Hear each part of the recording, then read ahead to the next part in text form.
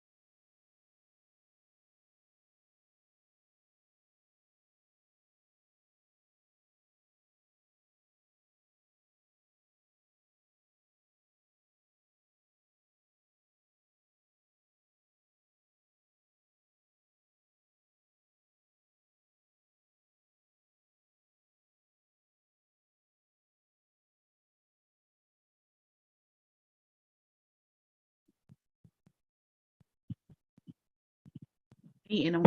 It's about starts.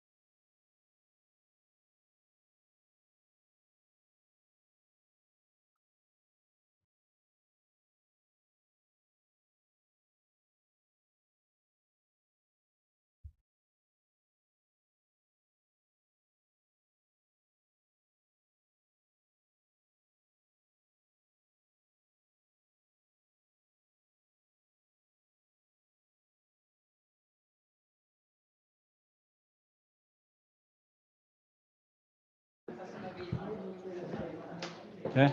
Good evening, everybody.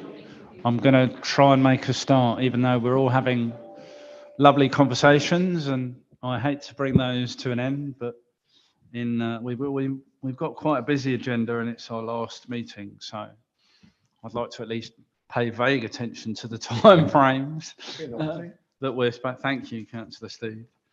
Your candour is always appreciated. Good evening, everybody. I'm Daniel Crawford. I'm going to chair this meeting. We're in the Liz Cantel room tonight. It is a hybrid meeting. It is now live, being recorded and available for viewing on the Council's YouTube channel. We do have more than 3 councillors in the room, just about, I'm glad to say, so we are quorate. But I need to ask for apologies for absence. And apart from colleagues who are joining us online, which I think is Councillor Haley, and Dan Norman is online, I did see him earlier. Councillor Alexander is online, indeed. Sorry, Councillor Alexander. You know I don't want to forget you. It was entirely my fault. But I think everyone else is in person, apart from Alachan, who is online. Hello, Alachan. Lovely to see you again, and we'll come to you shortly. And Roy, of course, is online as well. Roy Willis from Erskine. I could be doing this all night. My question was, do we have any other apologies for absence that I haven't given, apart from Councillor Blacker, who can't be here this evening? I have some absences, but no apologies. Okay, well, shall we give the absences then? So, Councillor Mataza, Councillor Mohammed, Councillor Haley. And well, you need to put your microphone on, but that was Councillor Haley's online, I think. No, not yet. Oh, well, I'll make sure she will be once I WhatsApp her. So, yeah, okay. There are no urgent matters, but I'm going to beg the panel's indulgence, because I would like to ask us to pause briefly to remember the life and contribution of one of my former colleagues and a former cabinet member for health, Councillor Patricia Walker, who passed away earlier this month after a short illness, and it was a very great shock to us all to lose her. For everyone who knew her and valued her contribution, they'd know how important health was to her, as well as education. And her funeral is, for those of you who don't know, is at St Benedict's Abbey on Monday morning. And I know the family have been particularly touched by all the kind wishes and memories that people have shared with Councillor Walker. So I would just like to pause briefly so we could pay tribute with a moment's silence. Thank you.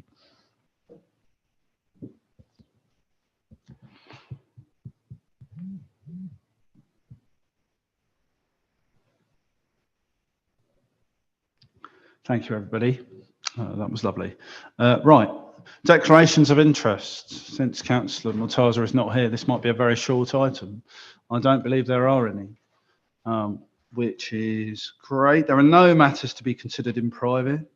The minutes of the meeting on the 1st of February, I hope they're a true and correct record, because I already agreed them as such, but does anyone have any comment? We'll come to the one that you, no, it's a different one. Go on, Mr. Cook, please. Yeah, I did declare that I was a member of Health Watch, and it's not noted. You did, and we'll rectify it prior to signing these off. There are some amendments and extra information that's been circulated with this agenda. There are some questions regarding the accuracy of some of that that I will take up outside of the meeting. Is there anything else anyone wants to raise based on those documents? No, I'm assuming you've all read them, obviously. Right, I'm very excited to move to substantive business, and the first item of business is one that we've squeezed in tonight because we think it's very important. It's the review of Ealing's Adult Social Services Partnership Boards, and I'm pleased that Mr. Stevens is with us as always.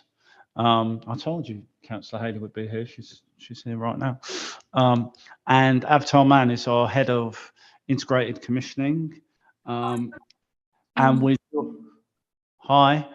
joined by we've already met Alison Riley, who's with us online, Alichan made a strong contribution to previous meeting, and he's back for round 2.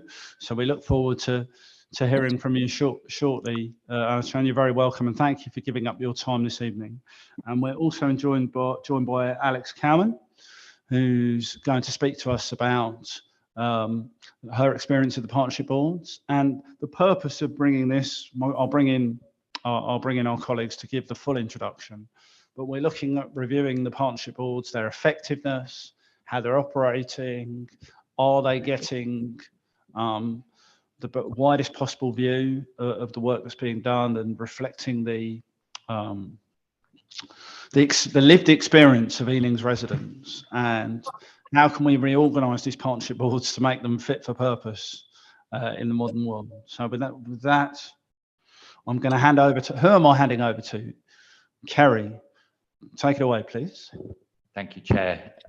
In the first instance, I'll do a brief introduction, then pass across to Alex and Alichan as representatives from the Partnership Board, and then Avtar's going to take us through the paper proper, and then we'll be hopefully all open to any questions from the panel. The partnership boards are our framework for engaging with local people to get a clear understanding of their expectations and their requirements of services. I think in Ealing we've had a variation in partnership boards. Currently we have a partnership board for older adults and for people with physical disabilities, a partnership board for people with learning disabilities, a partnership board for people with autism, and a suicide and mental health, suicide prevention and mental health partnership board.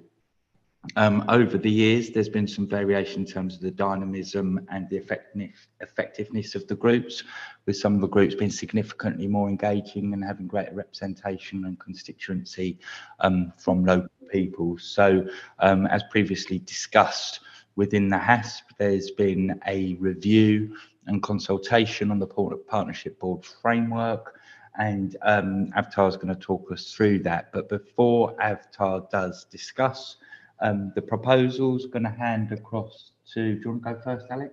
Okay. Okay, Alex, and then we'll ask Alichan to come in as well. Hi, thank you very much for asking me to come speak this evening. My name's Alex Cowan. I'm a member of the very snappily titled Older Adults with Disabilities and Long-Term Conditions Partnership Board. I think I've said it Yes. maybe in the right order. Well, partnership boards. Partnership boards are a very important conduit for the voices of people with lived experience. And it's one of the good things that I will say is that it's extremely important and valuable having senior council members and councillors on the partnership board. Because I think it's very important for people like me with lived experience who sit on a board to feel that our voice is reaching people that have the power to make decisions and affect change. But more importantly, people like me with lived experience want to be part of that decision making and planning right from the start, not as an add-on, but something we're part of the team. We're part of the co-production team that makes the decisions and looks at the different options rather than being presented with options and then asking to comment on them, which of course does have to happen when you get to certain stages of consultation, but it would be good to have the options that are presented, knowing that they are being co-produced with people with lived experience. We did have a co-chair on the committee who was a lay co-chair. Unfortunately, they are no longer the co-chair, and we do not at present have a co-chair. And I think it's very important that that co-chair is a person with lived experience. I think that helps to make for a more inclusive and diverse partnership board. Now, one of the things that also is important is for people like me to feel that our voice is being heard, is being acted upon. And in order to also see that in action, it's important to know how what we said actually was then taken forward by the council, by the councillors. So a bit of you said, we did. Now, people like me, we know that not everything that we suggest or would like to happen will happen, but it's really important to know why decisions, choices were made that maybe are not what we were asking for, because then at least we know that we've been heard, we can understand why these decisions are made. But I feel that not enough of that necessarily goes on. I think also there are not on the partnership board that I sit on enough people with lived experience. And I know that Healthwatch are a statutory body, but so often in different committees that I'm on or meetings that I go to, and we are told that the voice of people with lived experience, service users, patient representatives, they are represented by Healthwatch. And I would beg to differ that actually you still need people with lived experience on the different committees and the different boards. So it's not what I would say a like for like exchange. Sorry, I've got my notes. Now, I didn't have my timer on, so I've probably spoken for much longer than 2 minutes. So I suppose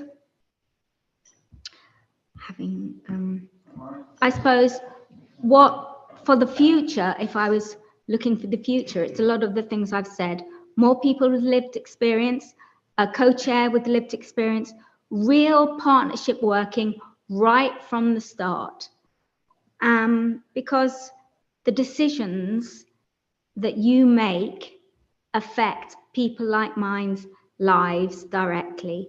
And therefore, I think we should be involved in those, and involved in a way that we can actually see where our words, thoughts, feedback and ideas go.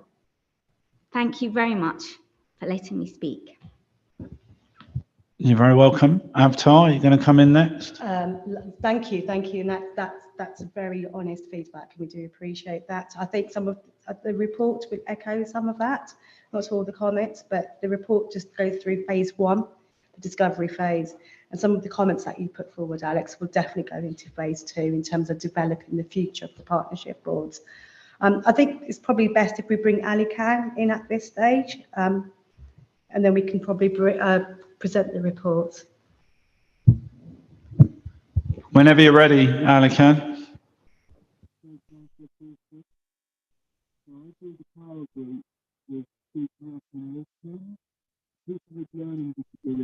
Ali Khan, is there any chance we can turn your microphone up? Because it's not very loud at the moment. Okay. Perfect. Right. I do the speaking up group. I do the power group with Sabrina. Speaking up group in Ealing power group, getting their voices heard as well. And I do it quite a lot with the power group. And how do you, is it positive? Do you feel like you're getting your voices heard so far through the power group and through the things that you're talking about? Do you feel like you're listened to?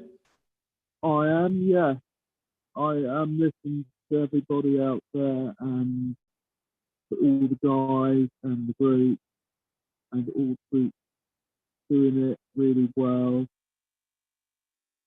And we had Elijah, we had a meeting with him back in March, talk about the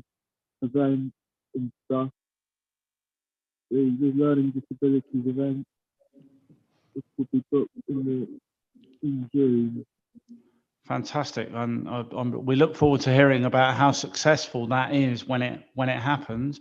I just wanted to ask one other question: is there anything else you want to tell us at the moment, or is there anything you would like to change or that we can do better through the partnership boards? Want to make sure that you have your opportunity to tell us anything that you want. Changes like bus route, like changes to the partnership board, getting there on time, making sure it's running between schedule and being independent as well, and doing all the things the group does, and trips as well to places as well around London. Fantastic. So what I'm taking from that is a bit more support for people to get to the locations where these meetings are taking place, making sure that as many people know about them as possible and that all the feedback is captured. But what's encouraging is that both you and Alex have spoken about you are involved in some of the discussions. It's about us making sure that all of your views are captured and that you remain involved and you remain in control of, Alex used the term co-production, you know, that we are offering you as much control as possible of the things that affect your lives predominantly, you know, and that lived experience is really important. So thank you, Annika. Just wave at me if you want to say any more. Yeah? Yeah. Go on, cool. mate. Brilliant. To John Herschel, TSL meeting. And it's about transport as well with John Herschel. Also, do the I think it went out on bus day. It's Big Cat and Hounslow bus day, organised by Eden Mansion, and it was really good, and I really enjoyed it. Oh, that's fantastic. So, and I think that is another element of this, is how we involve the voluntary sector, who do so much to facilitate some of this work, but they're not always recognised, and not the extent of that work is not always recognised. But no, the transport point is really well made. You know, we all have, and Councillor Raza has spoken about this before, about the need to connect up the borough and make sure that everywhere in the borough has the same access to facilities. And I'd be interested to know about the locations of the meetings and how we make sure that they're geographically accessible to everybody. But anyway, I've talked all over Avtar's bit, so come on, Avtar. That's fine, thank you, thank you. So I'll just talk through the report which has been presented here. You will find the report does echo both what Alican and Alex have said, but it will provide more information. So just to reiterate what Kerry has said, you know, the purpose of the adult social care partnership boards is to ensure that across health and social care, that we work in partnership with our stakeholders, the voluntary sector, our experts by experiences, our service users, whatever term that we want to use, as well as our statutory services, to come together and collectively decide how best to deliver services for Ealing residents, and to set our priorities. This is a key part within the corporate plan, and it is a key policy across the ICB, as well as being compliant with some of the conditions in the Care Act. We do have 4 partnership boards in place at the moment. So we have the older adult disabilities and long-term conditions, which Alex has spoken about. We have the mental health and suicide prevention partnership board, the learning disabilities, and that's why we have Alican today, as well as the autism partnership board. Currently, there are 4 in place. We did a review because as a partnership, we're very, very keen to increase engagement and make sure that there is true co-production and co-design in deliveries of services and setting of our priorities across the partnership. But we wanted to know how we could do that better. We wanted to understand if there was any variances in our partnership board delivery, what worked well, what the opportunities are, and how we can actually get the stronger service user voice to make sure, one, they're actually heard, and some of their actions are acted upon, and it will influence service delivery. So the purpose of the review was to understand what the opportunities are for the future. And I think it's really important that we all acknowledge, you know, other local authorities are actually reducing the partnership involvements, whereas Ealing have given a very, very strong signal about the importance of partnership boards and have continued to commit to partnership boards and grow that to make sure that there is true co-design and co-production happening across the board. In terms of the review, the methodology was twofold. We did some surveys, so there were surveys with those who are within the existing partnership board, and the second survey was targeting members who are currently not part of the partnership board, but we feel that they should be, and we just wanted to understand if there were any barriers or challenges to actually being part of the partnership board. On top of that, there was some meetings, follow-up meetings, and we also had some anecdotal information fed to us verbally, which was important for us to consider in terms of the phase one, the discovery review. The response rate for those who were part of the partnership boards was 24%, and that's considered to be quite good and quite high. The response rate for the target members, that's those who are not currently part of partnership boards, was low. It was only 10. So there's only so much that we can take from that. And we do need to understand this is indicative of the feedback, but it's not going to be taken as factual.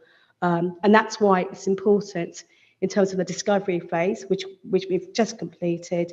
The next phase is to actually continue the consultation and the engagement in developing a future model, if that's what we require. So what we looked at for the review, there were a number of factors which we looked at, and the first one was to identify how partnership boards are supported, and what the governance and how strong the governance is, and are there any gaps in terms of what we've got. What the review found was there is commitment from senior officers and councillors, and that echoes, Alex, what you've just said in terms of the representation that we get right across the board. And people feel heard, and that was really important. People felt heard, service users felt heard, stakeholders and providers could also influence service delivery and priorities. Partnership boards is viewed as a genuine route to engagement, co-production with our patients, with our service users and our experts by experience. It's really important that we use different terminology because each partnership board view themselves to be either service users, patients or experts by experience, and we need to kind of represent all the needs that we have. Other feedback that we got was it's good to have co-chairs, and we have co-chairs for some of the partnership boards. So Ali Khan is the co-chair for the Learning Disabilities Partnership Board. We also have another co-chair for our Autism Partnership Board, but it's not consistent across the four. So that is a variance. And I think that's important as we go along into the next stage of the modelling. We consider how we can encourage co-chairing, but what support is required in terms of training and in terms of anything else to kind of allow for a full commitment and a genuine interaction for our partnership boards as well. The meeting coordination and the pace of the meetings, the feedback for that was very well. So the agenda setting was good and the pace of each meeting was appropriate to the particular partnership group and the service user group that it represented. We don't really want to change that.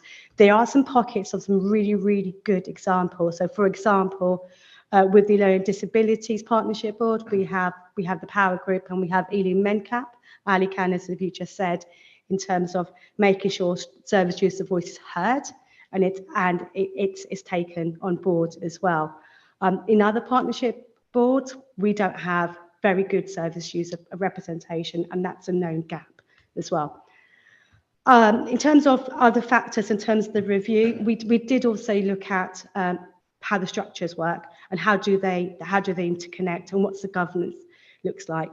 There is at the moment no formal connection between one partnership board and the other, and that is cited as a gap is also felt in some instances as an area where there may be a sense of duplication, and that was cited through the review.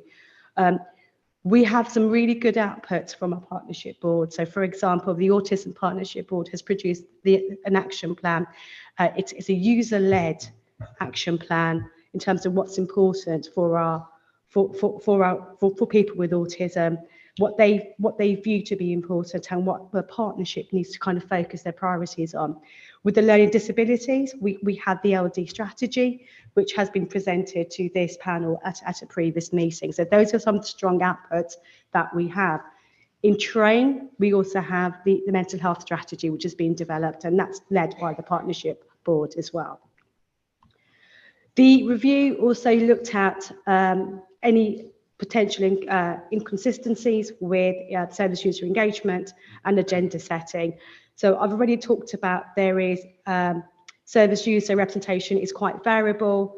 That's also true for carers. So carers aren't always consistently represented with the current partnership boards, and there is consideration of whether we want a separate partnership board to make sure the needs and the voice of carers is genuinely heard. At the same time, the review did note that we need to balance the voice of the carers with the voice of our residents as well, because they aren't always aligned. So that's something which we are looking at in terms of the development of the next stage as well. And finally, some good bits I do want to talk about is that we know that the pace is good, information sharing is good. It is seen as a genuine collaboration and source of engagement with not only the residents of Ealing, but our key partners and stakeholders. There is a lot of passion and enthusiasm within the partnership boards, and they are producing some really good outcomes in terms of prioritisation, in terms of action plans, in terms of strategic developments as well. I think there's some really good opportunities which are available, and that's going to focus on phase 2. So in terms of the plan for the future, we have the review. It's all been shared with you completely. But what the report does talk about is what the next stage is going to be. So we need to focus on strengthening our governance. We need to consider what the future of the partnership board should be, bearing in mind the feedback that we had. So we are currently working on an options appraisal, and we are planning to consult and engage with our current partnership board members about the future for partnership boards. Things in consideration, and this is just in any order, it's all been thought about, is whether we want to actually go from one extreme to the next. So do we want to merge the partnership boards to one partnership board, making it all service users? Or do we want to kind of create more partnership boards, for example, potentially creating a carers partnership board, splitting the older adults partnership board from the long-term conditions of disabilities partnership board? So there's genuine interaction across both types of service users that we've got, but also having additional partnership boards. There is also consideration in the options appraisals whether we want to go down the 7 towns approach as well. So have a partnership board based on service delivery in a geographical area rather than service type. These are all being considered. We are looking at the strengths, the opportunities and the challenges for them all before we come back, hopefully around May and June, with what the future model is going to be. Okay, lovely. Thank you, Avatar. Since we've got Councillor Raza here, I just want to see if Councillor Raza wants to add anything. I think Avatar's covered that rather Lovely. beautifully, Okay. but being part of some of these boards, it's been really a real pleasure to actually hear from people with lived experience to give us that actual sort of from what it is that we need to be doing better. And I think that bit, the listening bit, is something that this administration's taken very seriously. So I'm really glad that that's getting to the point where we're using that information to actually make policy. And I think from your experience and your endorsement of what's been said, that's something you'd want to continue. Absolutely, yeah. Okay, right. Colleagues, Councillor Alexander's been waiting a long time, so I'm going to go straight to Councillor Alexander ask her question or questions. Thank you. I just wanted to say congratulations to Kerry for your appointment. Really good appointment. And also well done, Alex and Alican, for your contributions. It was really thought-provoking. My first question actually was in terms of the first partnership board. And I think you touched upon it about perhaps splitting it. But I was wondering in terms of I was thinking personally in terms of issues that might affect the BAME community. And I was thinking about sickle cells primarily, really, in terms of having possibly a separate subgroup in some cases when it can have an impact on some of our communities that perhaps might not necessarily feel that their voices are heard, similar to what Alex said initially. That could be helpful. And again, from a mental health nurse point of view, in terms of carers groups, sometimes we forget it's an older population. We have an older population, and sometimes it's sibling groups. So sometimes you get carers that are siblings, and they don't feel that they should be going to a carers group for some reason. I don't know. So again, something to think about when you're thinking about how you'd set up a carers group. So in terms, yeah, that's it really. Thank you. Is that it, Councillor Alexander? That's it for now. All right, make sure you put your hand up again so that I can call on you again. I will Kerry, do. Lovely, thank you. Kerry, you were raising your hand during that. Just, I'm sure Avtar will have comments as well, but I think the point that Councillor Alexander's raised with regards to themes, cross-cutting themes, is really important. And I think that's part of the discussions that Avtar and the team have been having about getting the coherence around specific issues across the partnership boards. Yeah. And I think to feed in Councillor Alexander's views into the development of the next stages of the partnership boards is going to be really important. I think that's the value of having this discussion. And Councillor Alexander stole my thunder. I was saving that for later in the meeting, but we do need to congratulate Mr. Stevens on his appointment. And we're, given the importance you've attached to scrutiny, I think we can say now, I was certainly very pleased to see you given that appointment, and continuing the work that you've done so far is brilliant for all of our communities within Ealing. I would say in respect to this item, Councillor Steed and I have had the opportunity to have some meetings with Avtar and colleagues about the partnership board review, and we've given some of our feedback. I mean, I would say I do find the composition, how we've decided, and Alex touched upon it in terms of just getting the title of the board in which you are involved in. It's not snappy. I don't understand how all those particular groups have been lumped all together. It doesn't feel to me like we can effectively address all of the issues that arise within that cohort, within that structure.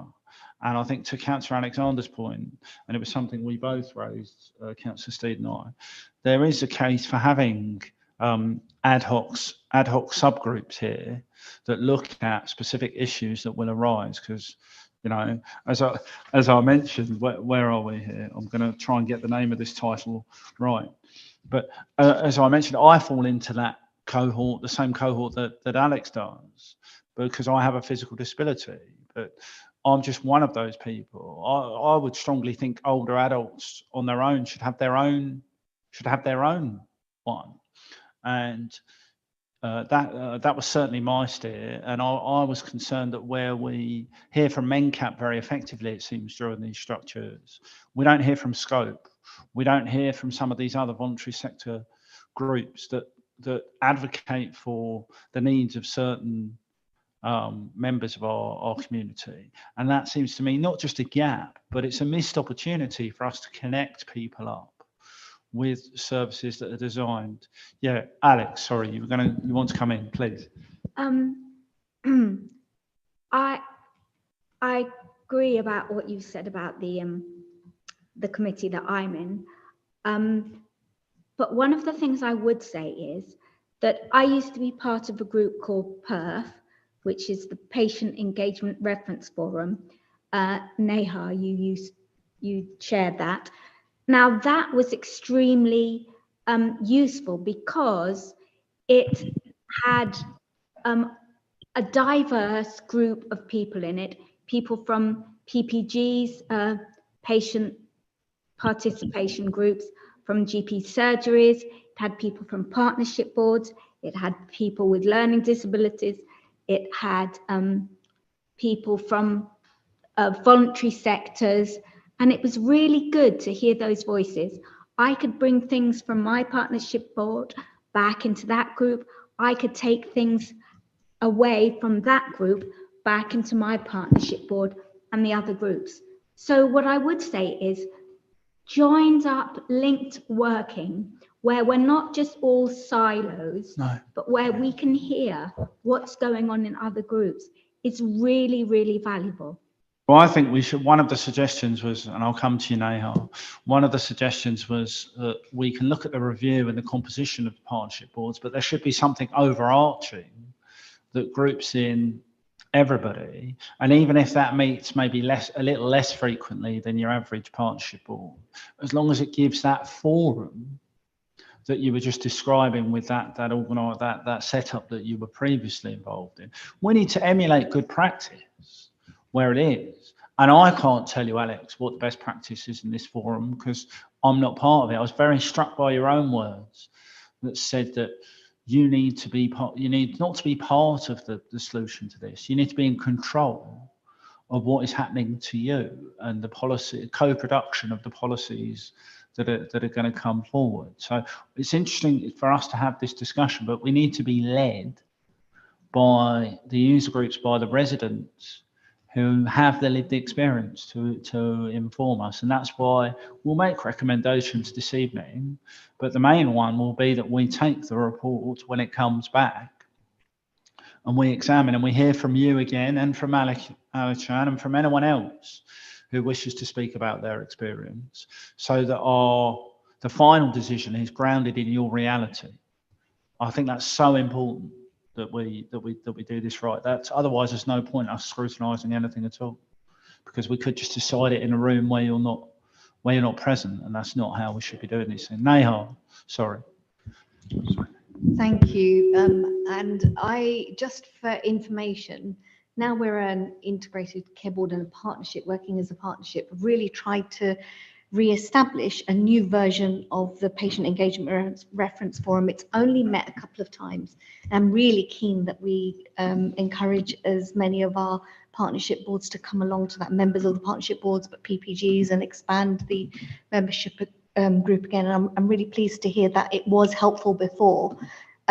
So it's called the Ealing Borough Residents Forum. It's only met a couple of times, but I will make sure I send you the details of the next one, because it will be valuable, really valuable. And it's a hybrid meeting as well. So it's face-to-face where people can come along, but also virtual, a bit like today. So that would be fantastic. Thank you. And I do think we need to think about the role for the NHS within this structure. I know Kerry has spoken about that before. Right, I've got a lot of colleagues who want to make contributions. 3 to start with. Councillor Conti, Councillor Weston, then Councillor Alexander. Thank you. I just had sort of 2 question points really. One was about sort of the target members that you mentioned. Obviously, when you did the survey, it was sort of quite a low return rate, about 10%.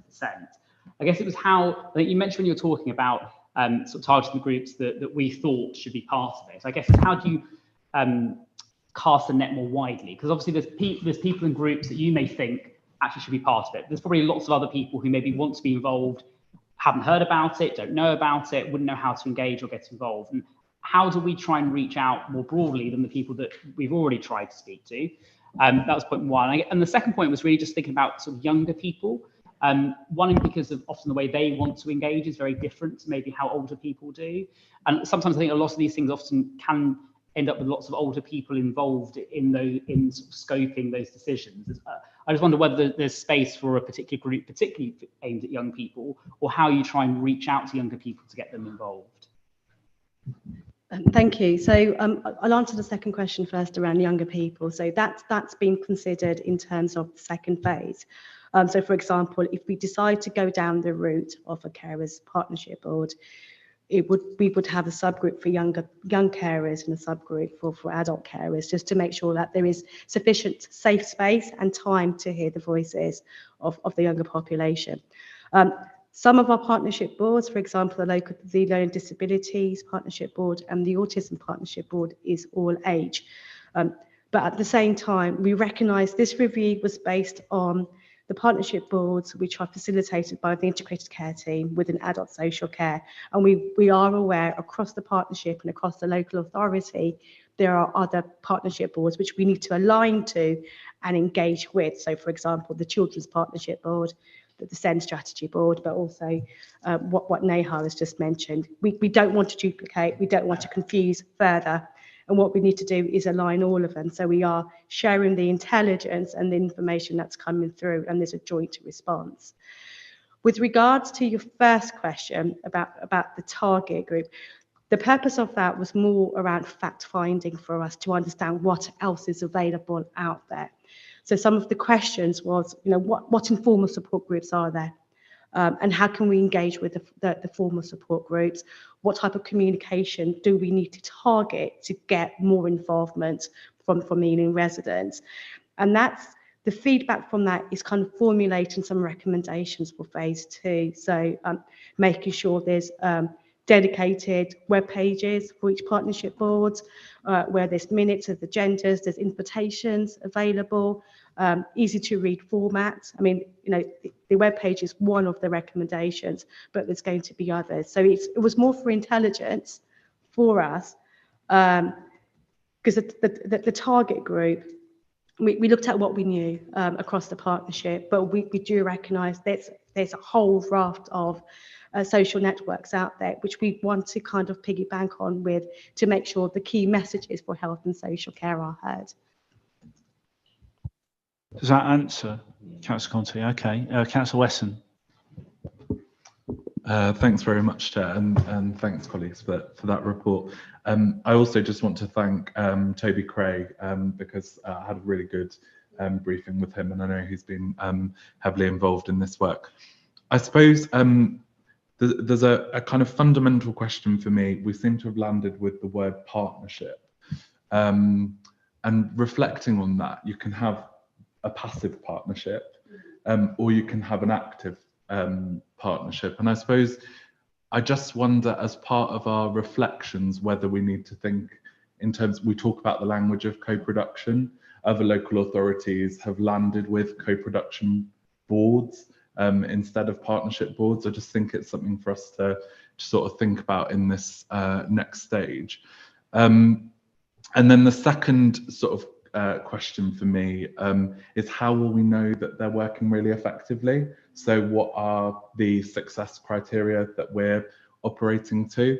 Because what tends to happen, and I should probably say I used to work at the Patients Association, so that's kind of the background that I'm coming to with this.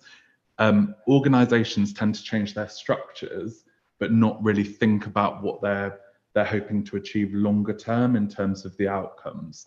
Now, it's great to hear lived experiences, but that needs to translate into tangible action. So for me, I would just like us to think in the next stage. I think it's a great initiative that we're looking at them, but just think in the next stage about what that success criteria really looks like.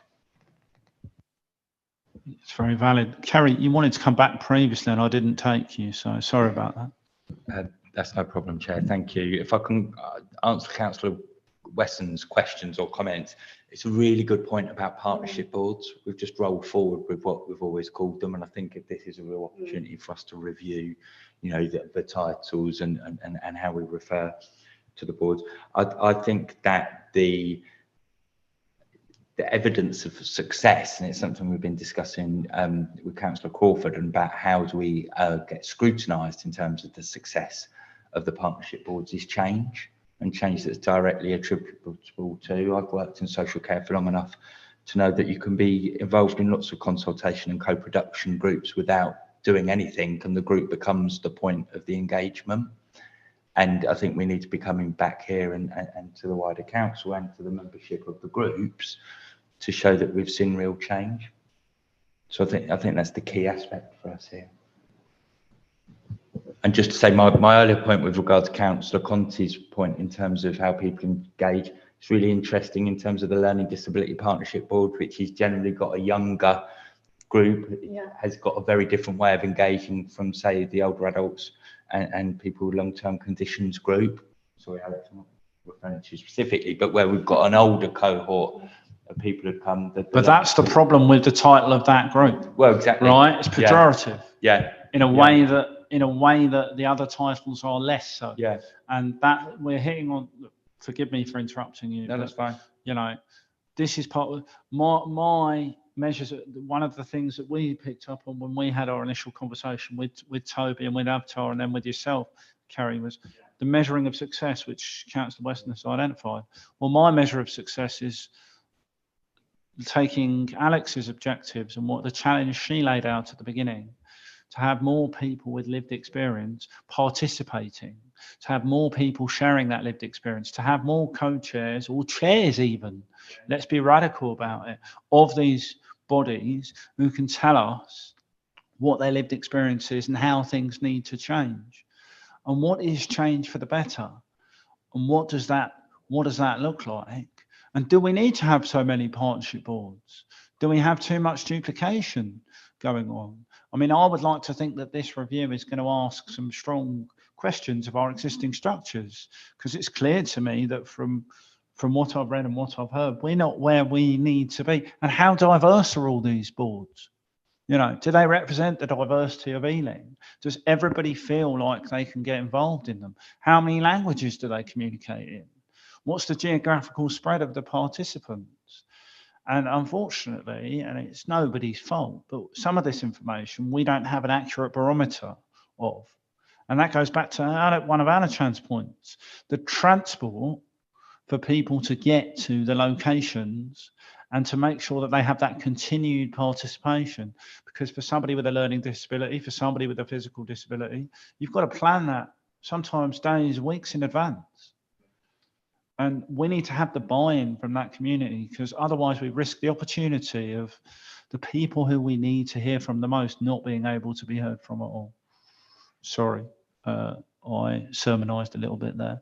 I'm going to go straight to Councillor Alexander, because you've got your hand up, Councillor Alexander. Yeah, I think Councillor Conti and Councillor Weston sort of answered my questions really, but I just wanted to make a comment and a question actually.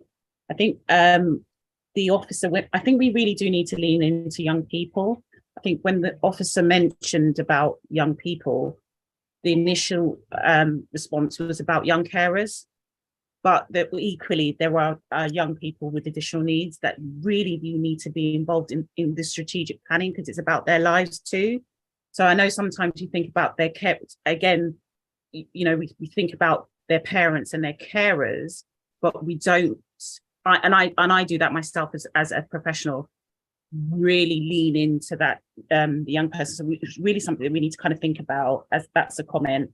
And the Ealing Residents Forum, again, I wasn't aware that it had started. I just wanted to know about, in terms of really good ideas in terms of web pages and dedicated web pages and things like that. However, in the meantime, if there are things such as the Ealing Resident Forum, how are they being advertised to residents so that the most, you know, the most people are aware that they're going on?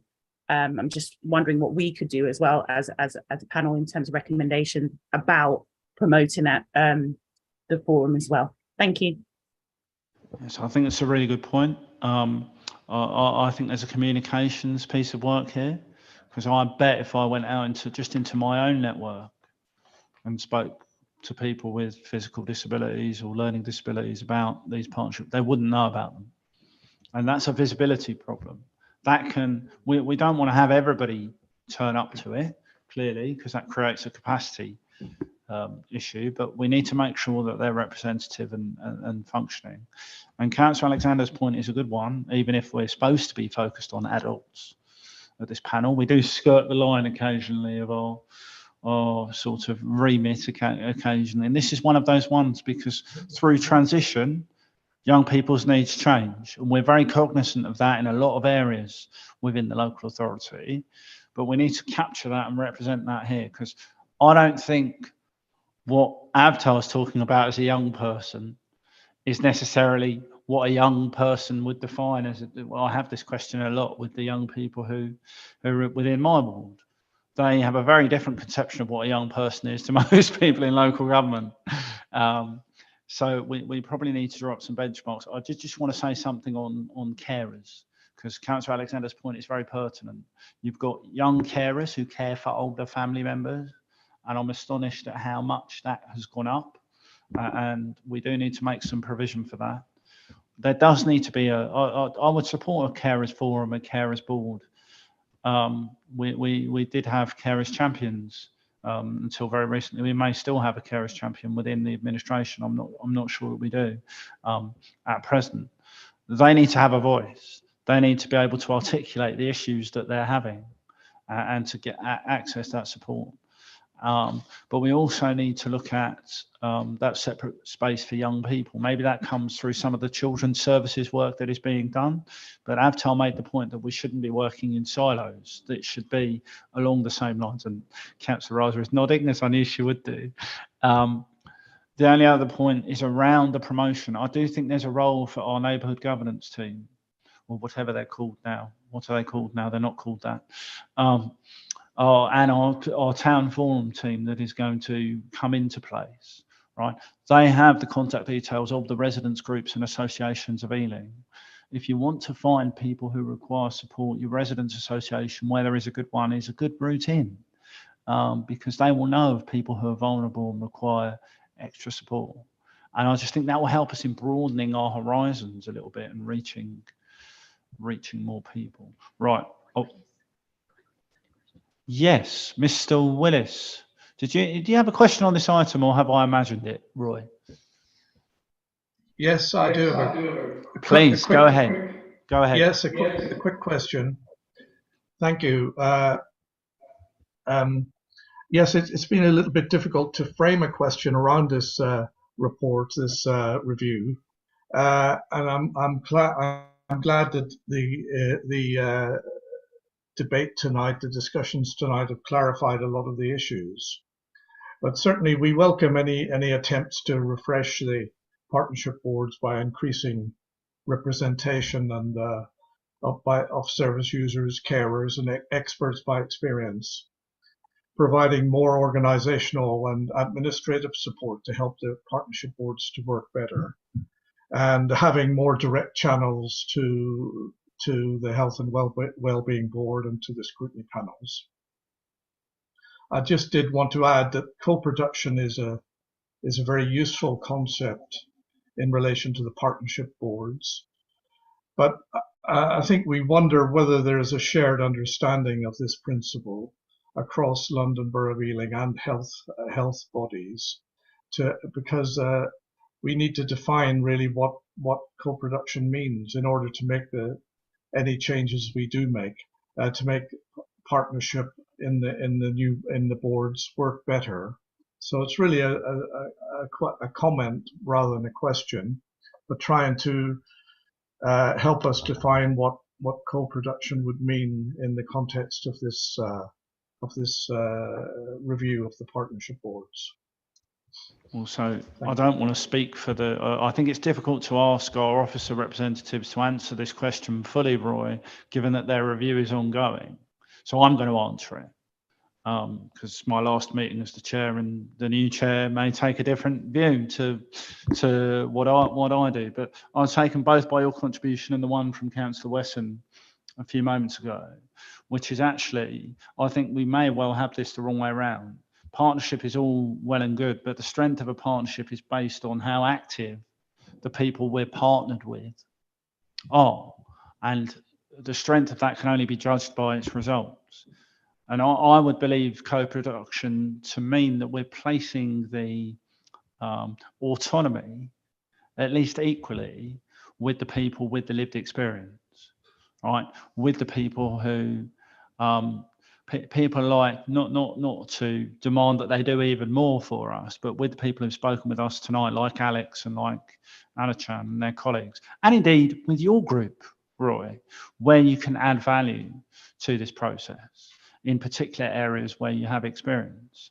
That doesn't mean that we're going to get everything right. That doesn't mean you're going to get to have every policy change enacted that you want, but it should reduce change the balance of power if it's a genuine attempt at co-production. And the best commitment I can give you to living that through is that one of our recommendations will be that we'll hear about what the review delivers from when Avtar's saying it will come back to this panel early in the next municipal year. And I intend to hold them to that. I won't need to because they've planned it into the forward plan already. And then subsequent to that, we'll have a review of how those structures are working, where I would like to hear from Alex and Alichan and the other people. And I hope to hear that we have a co-chair or a chair with lived experience on all of those partnership boards. And if there isn't one, I would want the authority to know why. And there will be changes that the council can make and commitments that the administration can make in this area. And I don't want to speak to those because it's important that the cabinet goes away and considers this because it will come to them as well. This is pre-scrutiny. These changes will have to be endorsed by the relevant cabinet members themselves through their processes. So I welcome the opportunity to have it as pre-scrutiny, but it's only successful if we get to the point that I think we're all aiming at. But I don't think there's unanimity within the sector or within London in the way that you describe. So let's aim for the very best and see where we get to. That's the spirit in which I wanted to take it. And I think it's probably pertinent there. Let me just check with the room that no one has any other contributions. Sorry, Alex, yeah. Sorry, I just said that. I wanted to say to the question about getting more people involved and diverse. I think one of the ways, but only just one, is to make it as easy for people as possible. So, for example, not using loads of acronyms, because there are so many similar acronyms floating around everywhere. And then it just makes people like me feel stupid that, oh, we should know what this means, but we don't. And not making assumptions. So not thinking that all old people aren't any good with tech, or all young people are brilliant with tech, and also people have different needs and different requirements. So having hybrid meetings is really important because it does enable some people to take part where they wouldn't have been previously. So, I think that's kind of important, and I don't want anybody to be digitally excluded, which is very easy to do. Even the chat function. When you use a chat function in Teams, it's like having two people at the end of the table having a conversation while your meeting's going on. It's like you want to know what's going on, but you can't because you're concentrating on the meeting. But they're talking about something interesting and you're being excluded. 100%. And I think you've just given us some recommendations, which I'll come to in a minute. Councillor Steve. So sorry to sort of raise this topic. Bear in mind the review is going on. Have you got a budget to work to for all this? I'm very conscious that we're possibly going to have more groups, partnerships, whatever we decide to call them, and we may have some ad hoc groups as well, and we may have some area groups. I know that's all to be decided, and none of them are necessarily mutually exclusive. But we also talked about having better administration and communication, and that doesn't happen on its own. So presumably you would need people, you would need more administrators of the various groups and stuff. So presumably somewhere that there's going to be a cost to some of this stuff. I had Kerry and Avtar. Thank you, Councillor Steve. And I think we will be looking at costed models for the proposals. Obviously, there's not a huge amount of money available within the service to support this. We think it's really important that we get this right. I think there are questions about the roles of the co-chairs and how we reward people for engagement with that. So that will all be considered in terms of the development of the plans. I mean, as Alakan made the point about, as did the chair, about transport, and this has come up before, I think, in meetings, the discussions we've had generally, about the need to actually get people to certain places to be present. Sure, they can be present on a hybrid meeting, but the need for them to be physically present as well, and the cost that may involve, and it may well involve John Chester's organisation. Well, I think, yeah, you've almost answered it already. Like, I would like to explore the support that's available, and Mr. Chester's and all of his colleagues have offered many times through this committee and through subsequent visits that we've done. We went to AGK and we had an interesting discussion with Fayez, your colleague, about the support that ECT can provide.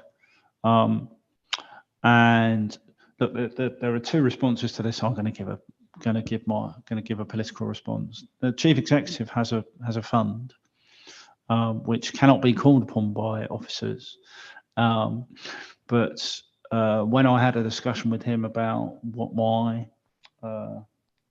my experience was of chairing this panel and some of the things where we could improve, he said that for things like widening participation and for things like doing things that will deliver on the administration's priorities, what we're talking about here is eradicating health inequality, and that's a stated objective of the administration.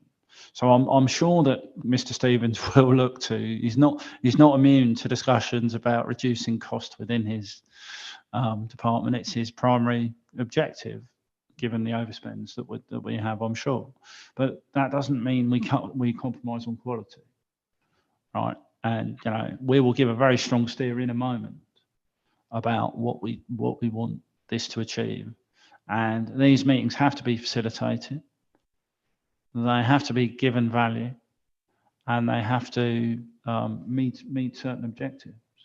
So we need to make sure that everybody can get to them, be it as a hybrid meeting or be it in person. The value of an in-person discussion is, as we've seen this evening, very important. So, I would expect that these options will be costed, but we won't skimp on cost. It would be unacceptable to me. It would be counterintuitive to say certain things are excluded because they might cost 10 grand more. And, if that's not a strong enough steer, we'll give you a bigger one in a minute. And to that point, let's move to some recommendations. So I think it's a really useful discussion to have had to inform what's ongoing. But I do think we need to set some parameters from scrutiny for what we expect. And the first is around the idea of co-production and what that actually means, and the points that both Councillor Conti, Councillor Weston, and actually Councillor Alexander all touched on. So it needs to be genuine cooperation and co-production. And I would endorse the idea of changing the names of the partnership boards to be co-production boards, because it transfers the power away from our officers into the hands of the people who can tell us best about what needs to change within the borough. It's a symbolic change, but it speaks to the kind of things we want to empower, because these should be empowering boards. They should be able to give people voice who find it difficult to get our attention, at times regrettably. I mean, again, and colleagues can stop me, I would endorse option B in the options appraisal. I'm not sure we're supposed to endorse specific options in the middle of a options appraisal, but I do think the board that Alex sits on needs to be tidied up. Certainly, it is by no means acceptable that people are lumped together in that fashion. It doesn't achieve a desired outcome. And while I'm not indifferent to the idea of moving to a position where you get a 7 towns model eventually, as I've said to each of the officers involved, I don't think we're there yet. Because I'll take my geographical remit of my town of Acton. Most of the people in Acton who have a learning disability, a physical disability, are an older adult or have autism. They go outside of Acton to receive their support, to receive their care, to receive things. They go outside of Acton even for the meeting of their particular board.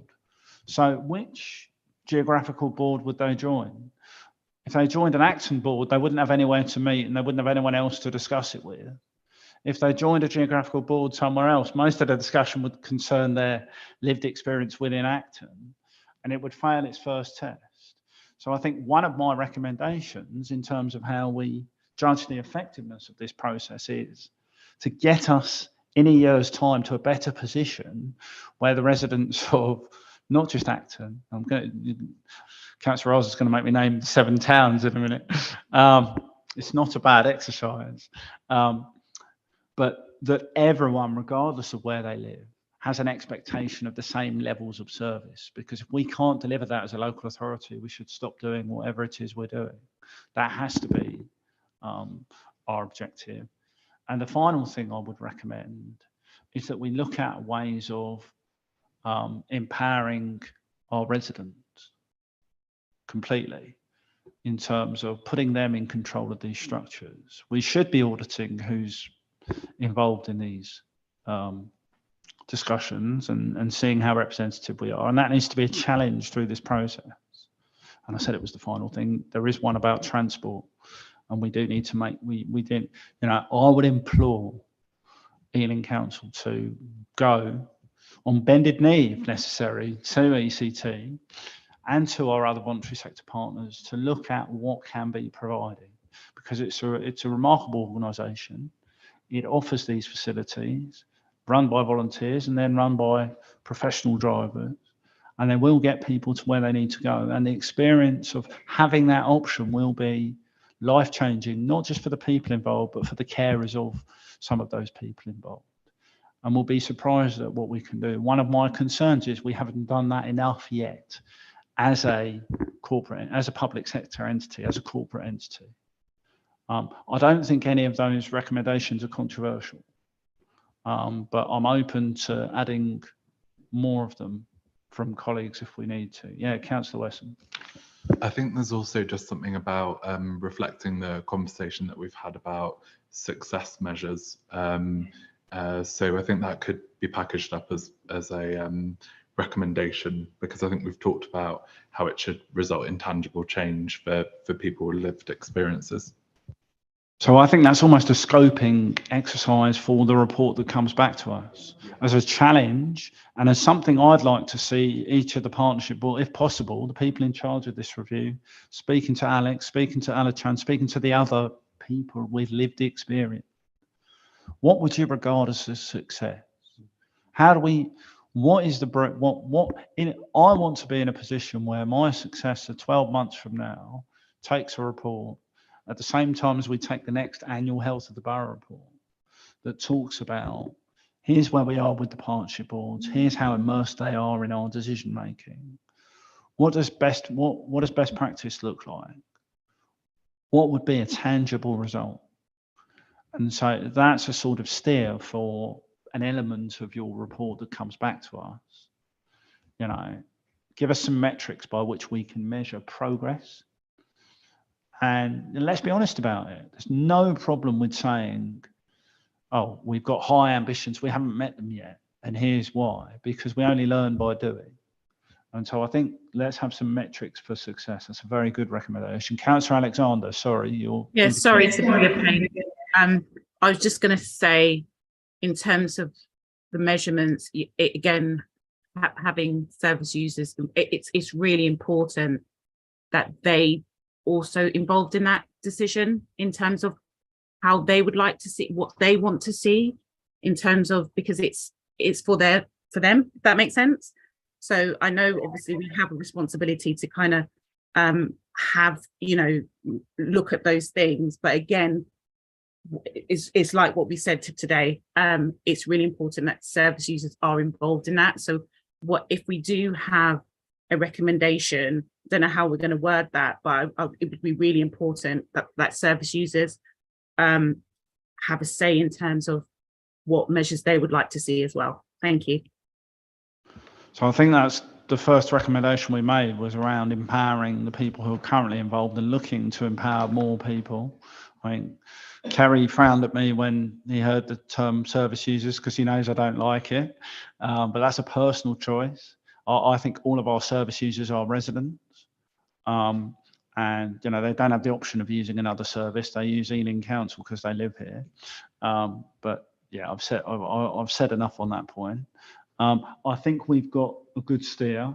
Anna-Marie is going to help us collect that together, and there will be an opportunity for colleagues to feed back on the precise nature of those recommendations. Are we happy to move on to the next item? Is there anything anybody wants to? Alex, do you have anything you'd like to add? Okay, sorry, just one little thing, which is support.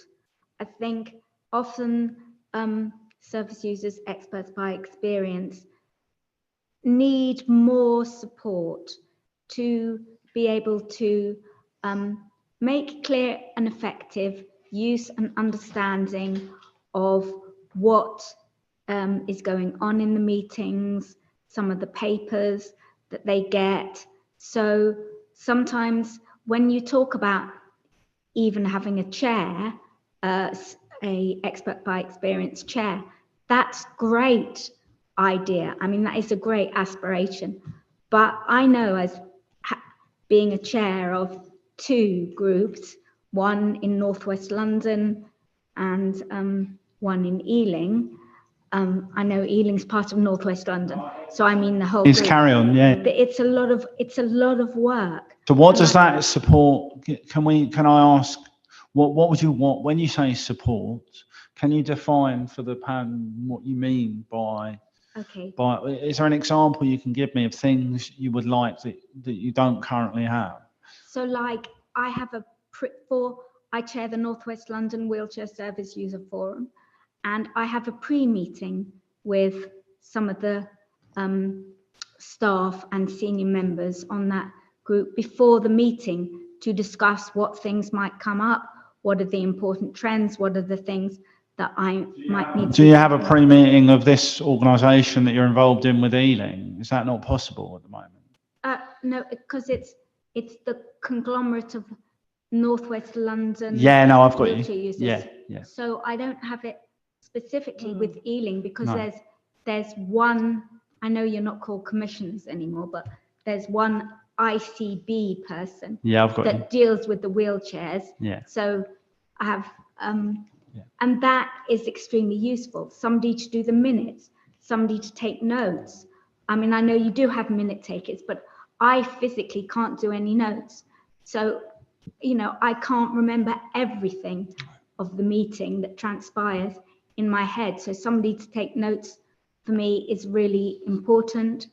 Kind of things like that, kind of the support like that, and support with deciphering things like the acronyms, support with deciphering where the different reporting is going to, and how you can link in with the different reporting that's going on, the hierarchy. I mean, even like the talk about Kerry and his new job, which is fantastic, his new position. I don't know what that is because nobody's actually Come on, Kerry, explain yourself. in the meeting what it is. Yeah. So I'm like, okay, I don't really want to ask because I don't want to take up time with the meeting. No, I think it's important. Not all of us know. Right, so two questions that flow from that. Avtar, Kerry, how easy is it for us to be able to facilitate what Alex is asking for in our new arrangements? Can we do it? That's certainly going to be considered for part two. So we are looking at the administration supports, but we're also looking at training for all participants, regardless of the roles, whether it's an active participant in the meeting or co-chairing. And we are also considering pre-meet and how they should work. So absolutely, it's been considered already. Well, so it being considered is frankly, that's good. It's not good enough. So we'll make it a recommendation that this is enacted. Kerry. So some of the partnership boards already have pre-meetings, so Alichan and I will meet before every meeting, go through the agenda, make sure that we've got everything in place. It's just making sure we've got a consistency of that approach across the But it concerns me that that doesn't already occur, right? I understand why that's developed in the Learning Disability Board because it's partnership board because it's necessary. But Alex has just articulated why it's necessary in her one. Why it's necessary in her one should be quite obvious from the name of the board, frankly. But yeah, so I would want to make sure that Councillor Alexander has written in the chat, and given what we just spoke about the chat, I'm going to read it out. So Councillor Alexander is asking about the need for practical aids for participants. Are breaks incorporated within these meetings? Do they have breaks? Can we get a glossary? It's very good. When I started as chair of this committee, we did have a glossary with every agenda. And Councillor Alexander has just reminded me that we now don't. We did at the start of the year. Yeah, indeed. And Kerry, you artfully dodged the question about your new job. Can you inform? We should have had a moment. That should have been in my urgent matters, really. So my new job title is, Alex, Strategic Director for Adult Social Care and Public Health. I'm checking with Anna. Yes. Yeah. Thank you. So I've got Councillor Rosa wants to come in, and then Anna Chan. I'll see you, Anna Chan. I'll come to you just after Councillor Rosa, and after one more contribution, I'll come to you. Okay, Councillor Rosa. So one of this administration's sort of promises that we were going to take forward is having something called Ealing for Everyone. And this piece of work is going to sort of be the umbrella piece of work that you were talking about, which is bringing in our friends from comms and our friends from engagement and our friends from equality. And we want to make it so that it is consistent across all of these boards, because as we've heard quite extensively tonight, that there is a lot of sort of trying to bring everything into a framework of some sort. So the dream is that we're going to do this as an Ealing for Everyone, so that all of these boards are on a similar setting and similar platform, and will be supported in a similar way. And this piece of work will obviously inform that piece of work as well. So just wanted to throw that in there to say it's not just floating, there is method going on. No, and I think that's understood as long as we're cognizant of the fact that this is going to come with, to take Councillor Steed's point, there are going to be financial considerations to this, and they'll need to be met in the first instance, because that's why Avatar has to say that it's being considered, because we need to make sure we can fund it. And that's a non-negotiable as far as I'm concerned, because if we can't fund this out of our existing budgets, we might as well all go home. Alichan, I said I was going to come to you, so I'm coming to you now, mate. Go on. Yeah, Karen Jenkins on the youth engagement program, which are based in London Park and at Hamwell Community Centre. She runs both of them. I went to college open days, which was at Hammersmith College, and they do lots of courses and all the other courses. So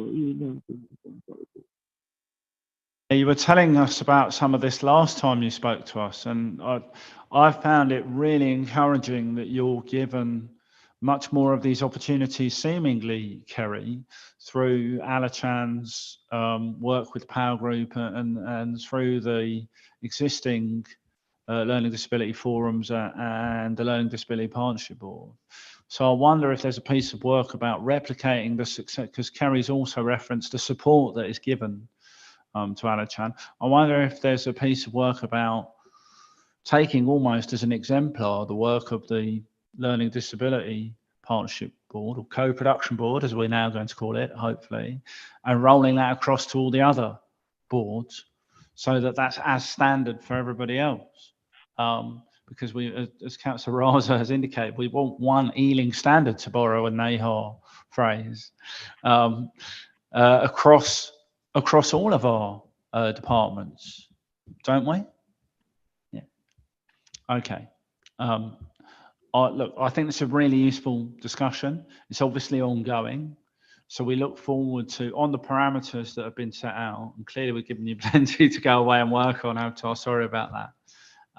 But I want to close with thanking particularly Alichan and Alex for giving up their time this evening, longer than you expected to, I think, but I hope you feel like it's valuable. And my test will be when you come back to this committee and you tell us about what your thinking is now and how you're feeling about it. Hopefully you're still as positive as and engaged as you are now, and we've made some progress, but please don't feel shy of telling us if we haven't, because that's how we learn. Thank you so much for everything you're doing, everything you'll continue to do, and thanks for being here this evening. It's a pleasure. Thank you. Thank you, Alichan. Have a good evening. You too. Thank you for everything. Thank you to Avatar. Thank you to Kerry. Right, and we'll move on to Alichan said thank you, lovely. Yeah. We're going to move on to the Health of the Borough report for the first time. I think it's one of our stated.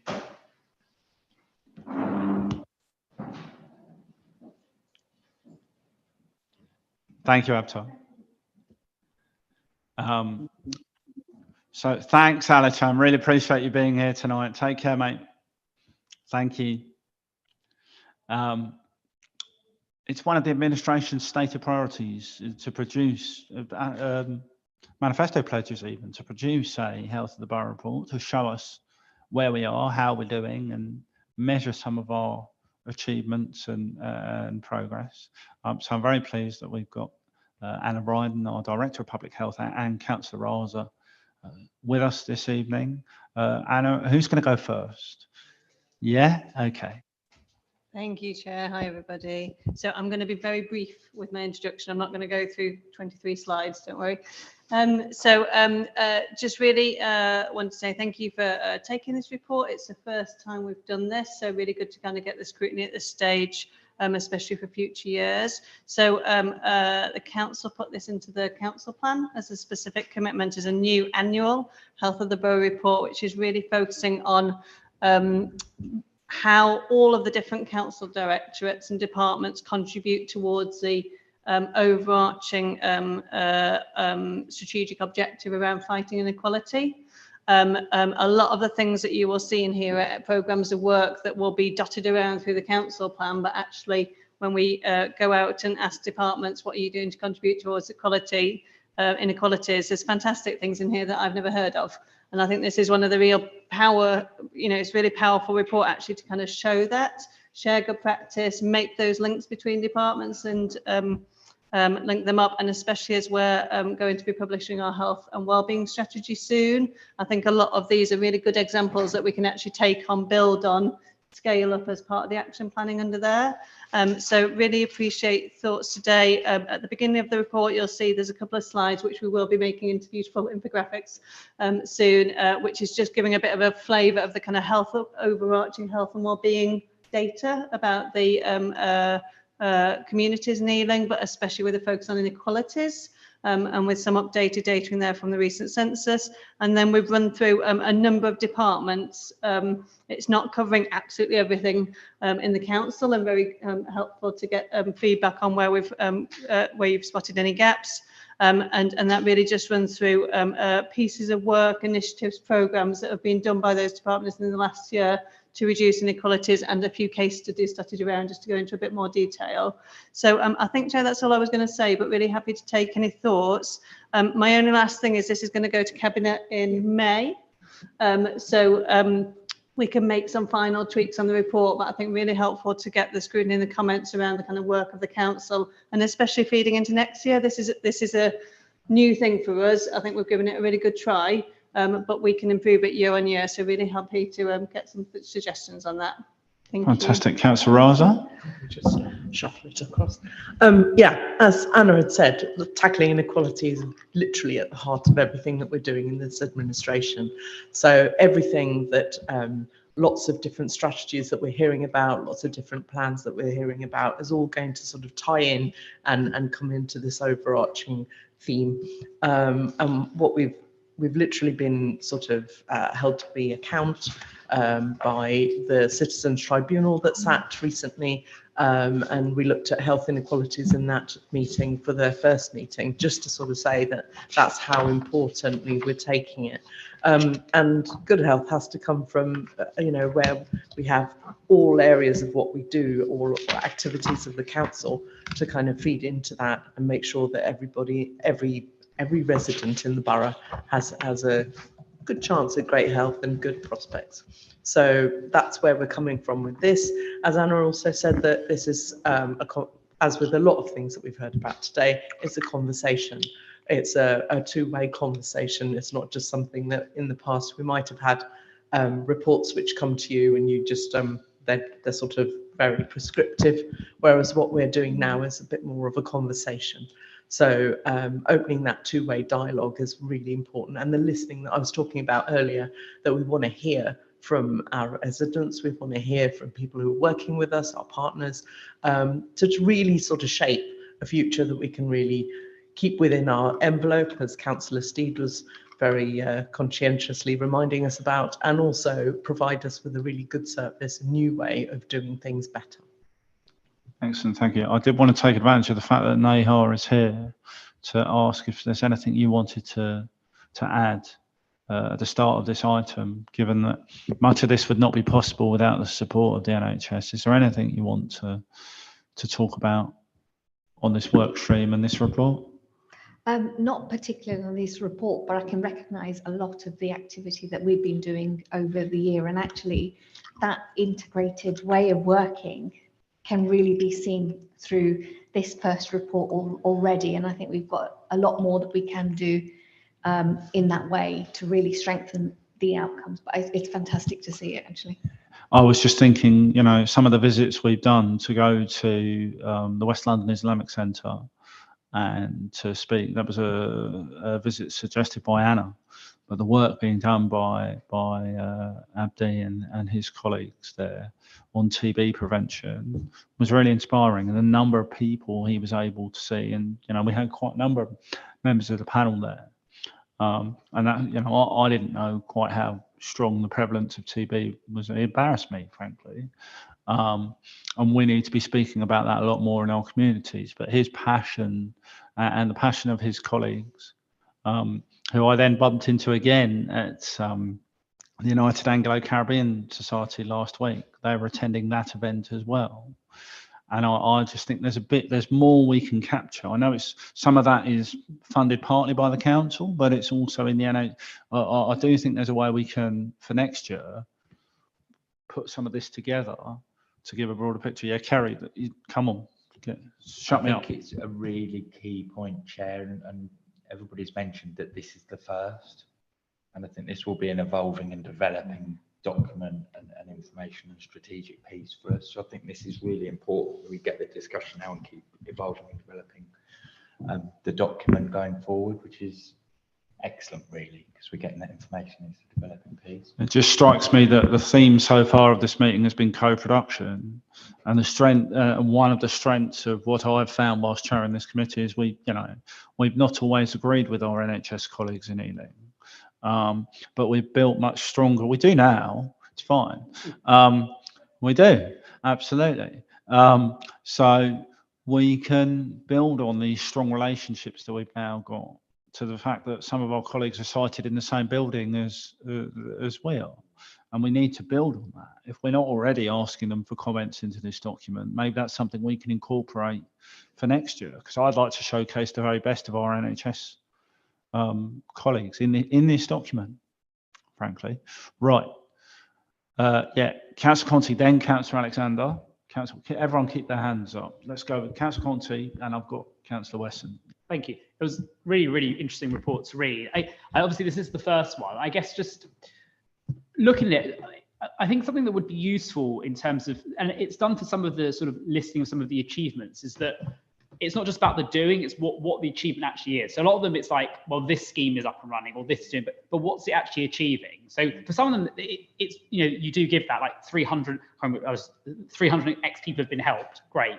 But for some of them, it's a very sort of just a statement of what the program is. And I think that obviously this is a start, but I think definitely, you know, on an annual basis, what you really want to see is, are the schemes that are being implemented actually achieving something? So what are they actually delivering?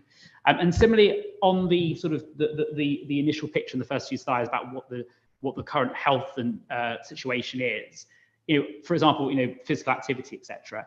Is that going up or down? So, you know, was it worse last year or was it better last year? I think it's really hard to put context to it when you don't know what direction the trends are going in. So I guess those are some of the things about, as you know, the report gets done annually, some of the things to potentially include. So just to piggyback on that, the housing section is full of lots of achievements, but it doesn't give me, I know it doesn't give me any figures at all. And I know our colleagues in housing are not shy about providing figures that they've done. I'm thinking of one in particular, Councillor Raza. They're not shy about telling us where they, and I know from my own casework how much we do to prevent homelessness, for instance. And I'm thinking in particular in Southall, Councillor Cordier, the work of these teams in reaching out with residents and making sure they have safe spaces to get to and live. And it's true right across the borough, but we do have figures for that. I'm sure we can get the figures for the cabinet. But that was a whole page of great achievements with no data. And just as sort of someone who's been asking for these reports to have more data, I know we can solve that. But yeah, I completely endorse what Councillor Conti said. And I know that from the previous report you gave us at the end of the last municipal year, Anna, with data on the extent of the health inequality, and we do have some of that. And I would say that the call in for the Warren Farm, I've said this to you privately, the call in for the Warren Farm scrutiny, overview and scrutiny meeting in this very room, produced, and that was public health data. It showed the disparity very graphically for people living in other parts of Ealing as opposed to people living in Southall, for why we need to make sure we address that health inequality. And if we've captured that data in that document, some of that is in this report, I know it is, but it needs to be reflected throughout because it gives a full picture. And we shouldn't be ashamed of where that shows we need to do more, because that shows why we need to invest more in this work, frankly. Yeah, go on, Anna. Thank you, Joe. Just to come back on that, absolutely agree. I will do what we can before Cabinet. If not, we'll definitely include it next year. But I agree, it's bitty, and I think it's just because we've had lots of things from different teams, and this is a really good template to then go out next year and say these were the best ways in which we wrote this. These were the ones that landed well. I think it's really good to hear that feedback. Just to say the other bit that is coming out at the same time is something we're calling the 7 Towns profile, which is almost a mini JSNA needs assessment of each town, and especially with a focus on inequalities. So that's going to be published a similar sort of time scale, probably a bit after this, but that will also show some of the geographic inequalities in there. So that I think that'll be really interesting, and that's going to end up being developed on the JSNA website. So that data will expand over the next few months. So actually people can go in and get that. So I think that will really help build up some of this picture. I think you've hit on one of the questions I was going to. This is a living document, right? I imagine we would want to showcase this work year long, even though it's going to Cabinet, and that in itself is a hard copy document that has to be produced by a certain day. We can update this document on our website or in various forums with up-to-date data throughout the year as it becomes available, potentially, right? I would just think like some of these things we can have, as more up-to-date data comes in, we can reflect that later in the year, or at least we can have a portal that people can go to on the website to find some of those things.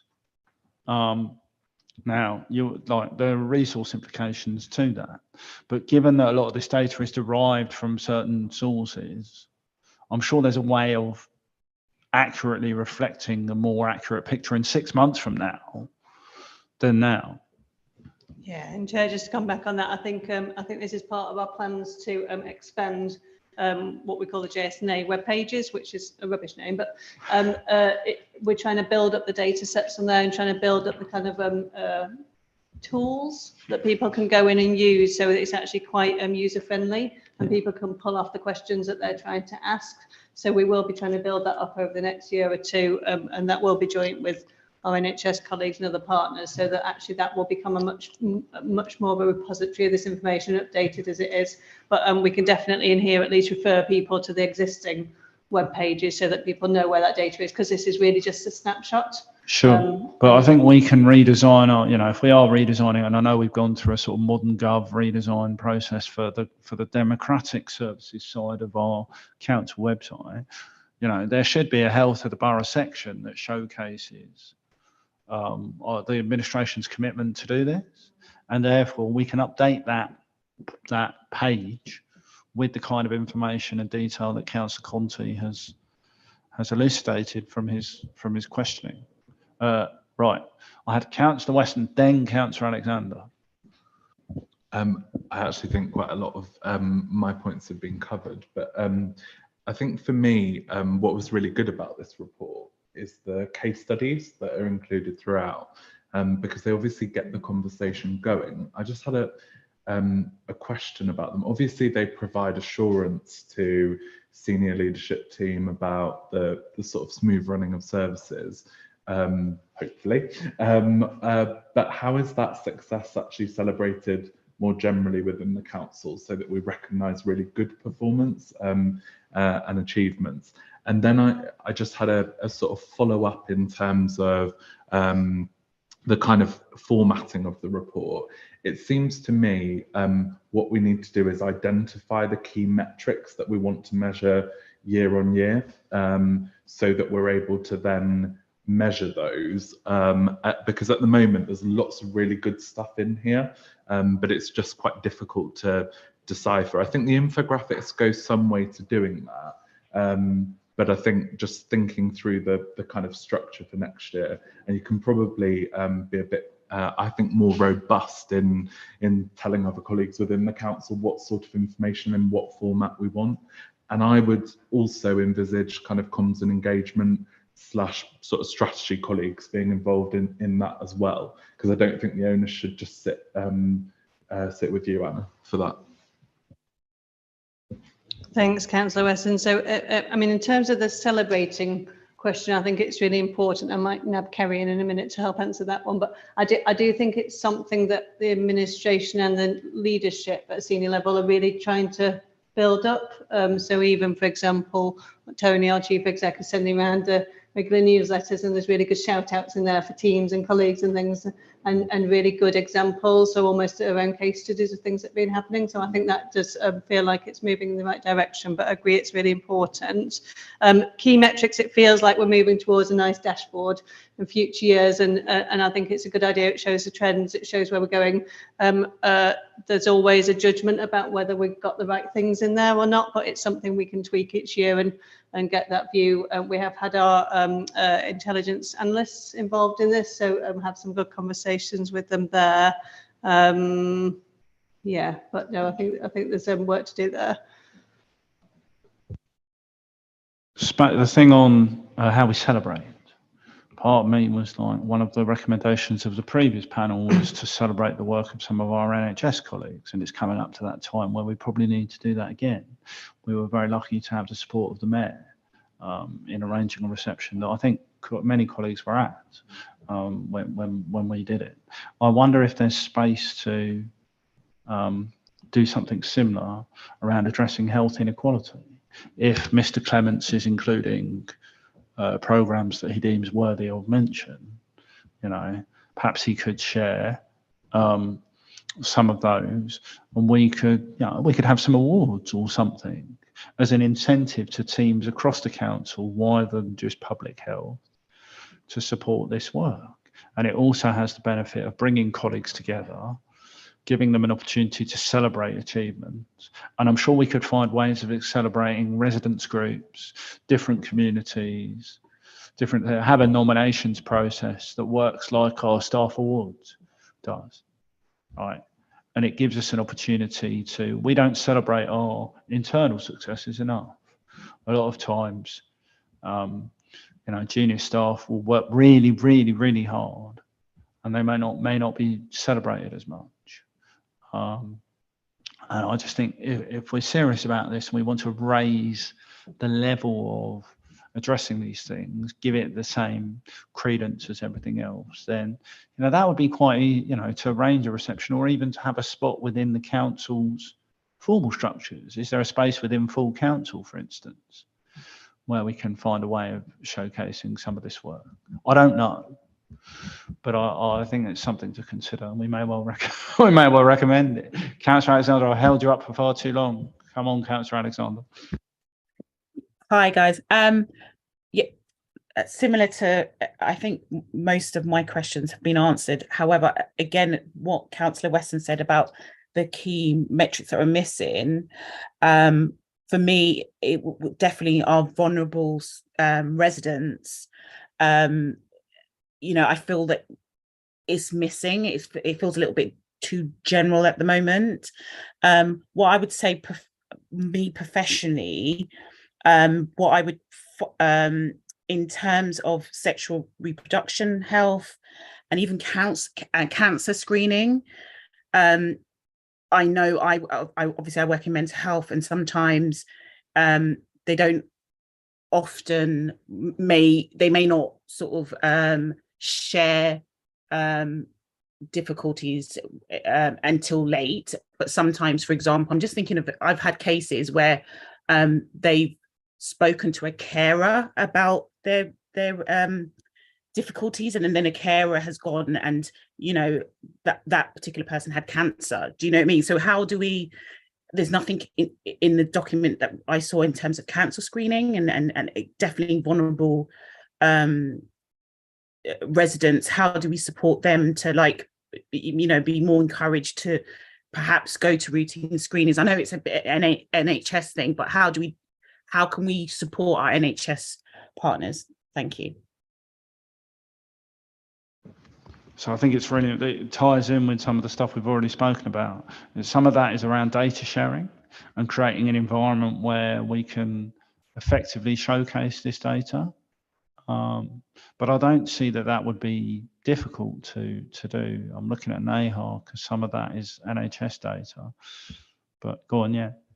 Yeah, I've been thinking about the same thing as you've been talking, actually. And for me, there's a slight question as to where you have all of that information, because you do have all of the joint strategic needs assessments, the JSNAs, which are published on the websites.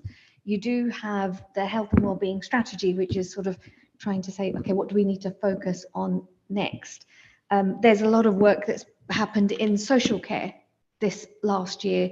There's a lot of work that's happened in primary care and hospitals and everything. It's what's the balance of what you're trying to get into this report versus everything else that's out there. And this could be a very long report if we tried to capture anything. But I do agree there are some key metrics like cancer and what we're doing about those changes, about the interventions that are happening, that has made the difference. And capturing that into next year's report is going to be really helpful, because this feels like a baselining report for the next year.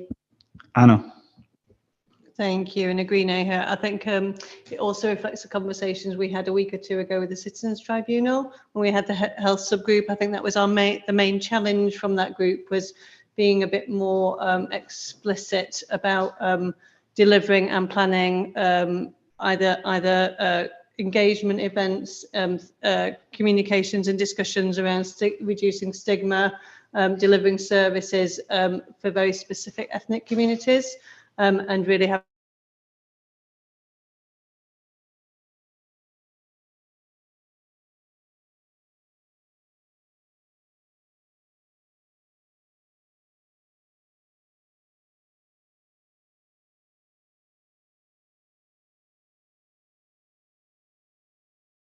here. The first is, Nahal said it could be a very long report. Should be a very long report. Should be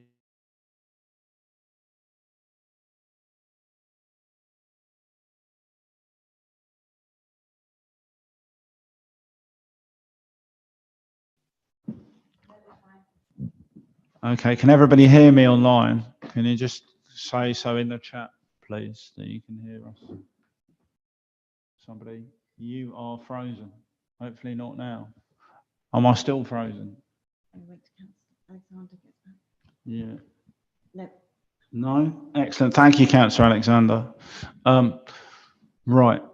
So I think there are two things here. It should be a very detailed report. It should, where possible, focus on all the things that are being done across the agencies. And we should have an ethos that this is a Ealing together. Or what was the phrase we used earlier? Ealing, what Councillor Raza?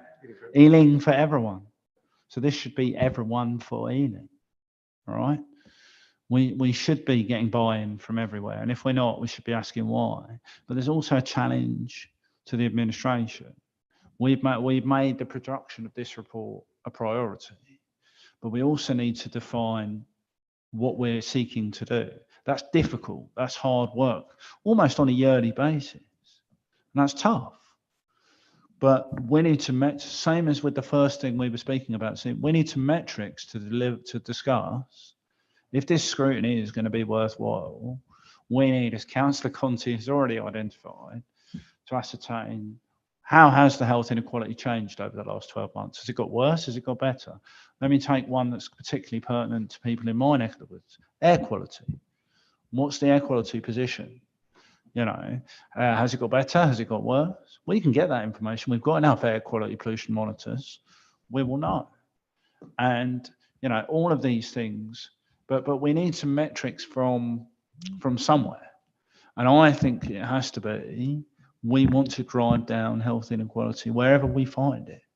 And that's going to be hard because for the first 5 or 6 years, we're going to be finding new health inequality. And some of the things we try aren't going to work. And we're going to have to work harder. But we need to have those on it. And that feeds into what you were saying, Anna, about that health subgroup from the Race Equality Commission. Because I agree with Councillor Alexander. The administration's got a strong story to tell on what we're trying to tackle for violence against women and girls, for race inequality, and it's a bold agenda.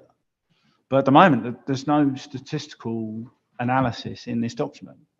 And so anyone who looks at it as a sort of snapshot has nothing to base, you know, whether we're doing well or not on it. There's some of it in there. I don't want to be unfair, but it's a hard task. And we're probably going to need to resource this more effectively going forward. To that point, I'm sure Mr. Cook's got some comments. Yeah, thank you, Chair. What's interesting is you give a lot of figures. For instance, if we look at the population overview on health, you talk about highest rates of alcohol in particular boroughs. What would be interesting is how are you going to address those problems? Are you thinking about it? And again, my pet subject, which is childhood obesity. What are you doing about that? It will be interesting. Yes, it may appear in other documents, but it will be nice in context to put something into here as to how you plan to go forward and reduce these figures. Because next year you might come out and say, yes, we've reduced them, but we'd like to know how you did it. And going forward, we'd like to know how you think you might be able to address something. And I think aligned to that is the opportunity for residents themselves to read this document, find an area that they're passionate about, find a project that they can support, which is the beauty of the case studies, which is the beauty of some of this stuff, some of this work that's ongoing. But as Alan said, you know, childhood obesity is very important to me for very obvious reasons. It was the first major review we did of this panel. And I'm not convinced that childhood obesity has improved dramatically since we did that now. If only all of the issues could be solved by this particular panel, we'd not have the problem. But yeah, I think it's really how we capture the data and then how it is a reference point for people who want to be involved. Anna, sorry, yeah. Thank you, Ellen. I think that's really, really helpful. I think I don't want to put caveats all over this at all because it's not helpful, but I think where we are looking at kind of tracking data through time, I think is really important, and we can definitely do that in the future years and use this as a bit of a baseline. I think one thing is that a lot of the inequalities issues and health issues in here are long-term and complex, and individual projects aren't going to shift them. You know, you might have 10 things in there that actually affect child obesity. You wouldn't talk about child obesity in there, but when you're talking about healthy environments and schools and diet and things, they will all add together to help, but you won't be able to say that that changed that. And I think we just need to be a little bit careful that we don't oversimplify it. But I do agree that the kind of data and the trends and things is really helpful for us to kind of keep an overarching picture of it, but without using it as performance indicators in that way, because I think that's just going to get, it's misleading to look at it in that way. Well, I slightly disagree, actually. I think it's important to have honest conversations with our residents about the things we're trying to change. And that was the only way we got traction on childhood obesity in the first place, was we got schools to do Daily Mile, and they still do it now, right? And particularly in certain areas of the borough, that having children do these activities, even with our school streets at the moment, it drives behavioural change and it drives cultural change. And we need to have warning signs that flash up to people in the same way that we do with the climate emergency and everything like that. So I understand what you're saying. We can't make this document here are all the problems and we'll have solved them all by next year. No, but we do need, this is an opportunity for us to be honest with our residents about saying, well, we are putting, and I would like something that says, well, one of the administration's achievements is putting this money into these areas. This is what we've done, and it's a starting point. And it's a measurement of how effective those programs are. Where they've been ineffective, that's where this committee and others can say to the relevant cabinet member, to the relevant executive director, well, we've tried this, it hasn't quite worked. What are we going to try differently? And maybe I had a different conception of what this document should look like to other people, and perhaps that's my fault. Councillor Conti, was it on this? Yeah. Yeah, it was just really, I sort of echo what you're saying, really. I think performance indicators are important. I think, this is probably one of the most important things that we're trying to tackle is health inequality, improving the human capital that we've got in the borough. And I think that, and I completely agree, a lot of these things that are going to take years to really show improvement, and it's multiple interventions that are going to help, but we need to know whether the broad direction of travel is right, because all of these things cost money. Could they actually be repurposed and spent a different way if the direction of travel isn't working? And I think sometimes, what's really hard to visualize when we see this report, and so actually some of the other discussions we've had about some of the larger public health issues, is actually, what's the overall direction of travel? Is it really working? And sometimes it's really hard to sort of get a grasp of that. And I think that's why I think performance indicators are really important. So I think it does need to be in there somewhere, but without saying that individual one scheme should be scrapped because it's not working. Because yes, that may only incrementally change everything, but I do think we need a broader, a broad picture of whether we're going the right way. And it probably also helps us when we apply for funding to other bodies. I'm thinking of government funding that we may or may not get for various things. Or the Mayor of London has public health funding. Or, some of the constructors and developments within the borough, they will attach Section 106 to various things, particularly to public health. I'm eagerly awaiting the drawdown of our Section 106 for North Acton into my local playing fields. It's coming. There's about £5 million of it, and the first bit drops next year. All of these, collating this information will help to show people where more investment and more attention is necessary. And I think that's kind of what Councillor Conti is driving at as well. So, go on, Kerry. It's a really interesting point that we've been referring to it as information and performance indicators. And I think this is really useful information for us as a partnership, as a council, as a community to use to try and improve health inequalities in the borough. I think performance indicator makes it a bit more pejorative in terms of the public health function, when I think how Anna's described this is that it's a very complex system. It's not insurmountable, but we can't say this is a performance indicator for public health this is information for us as a partnership to use to improve the outputs and experience of the people we serve in Ealing. But Anna referred to it earlier as a dashboard. I think that's how we need. Go on. If we could call it an information dashboard rather than a performance. Yeah. I'm moving Does that towards make your sense? language Yeah. slowly, but Yeah. I'm getting there.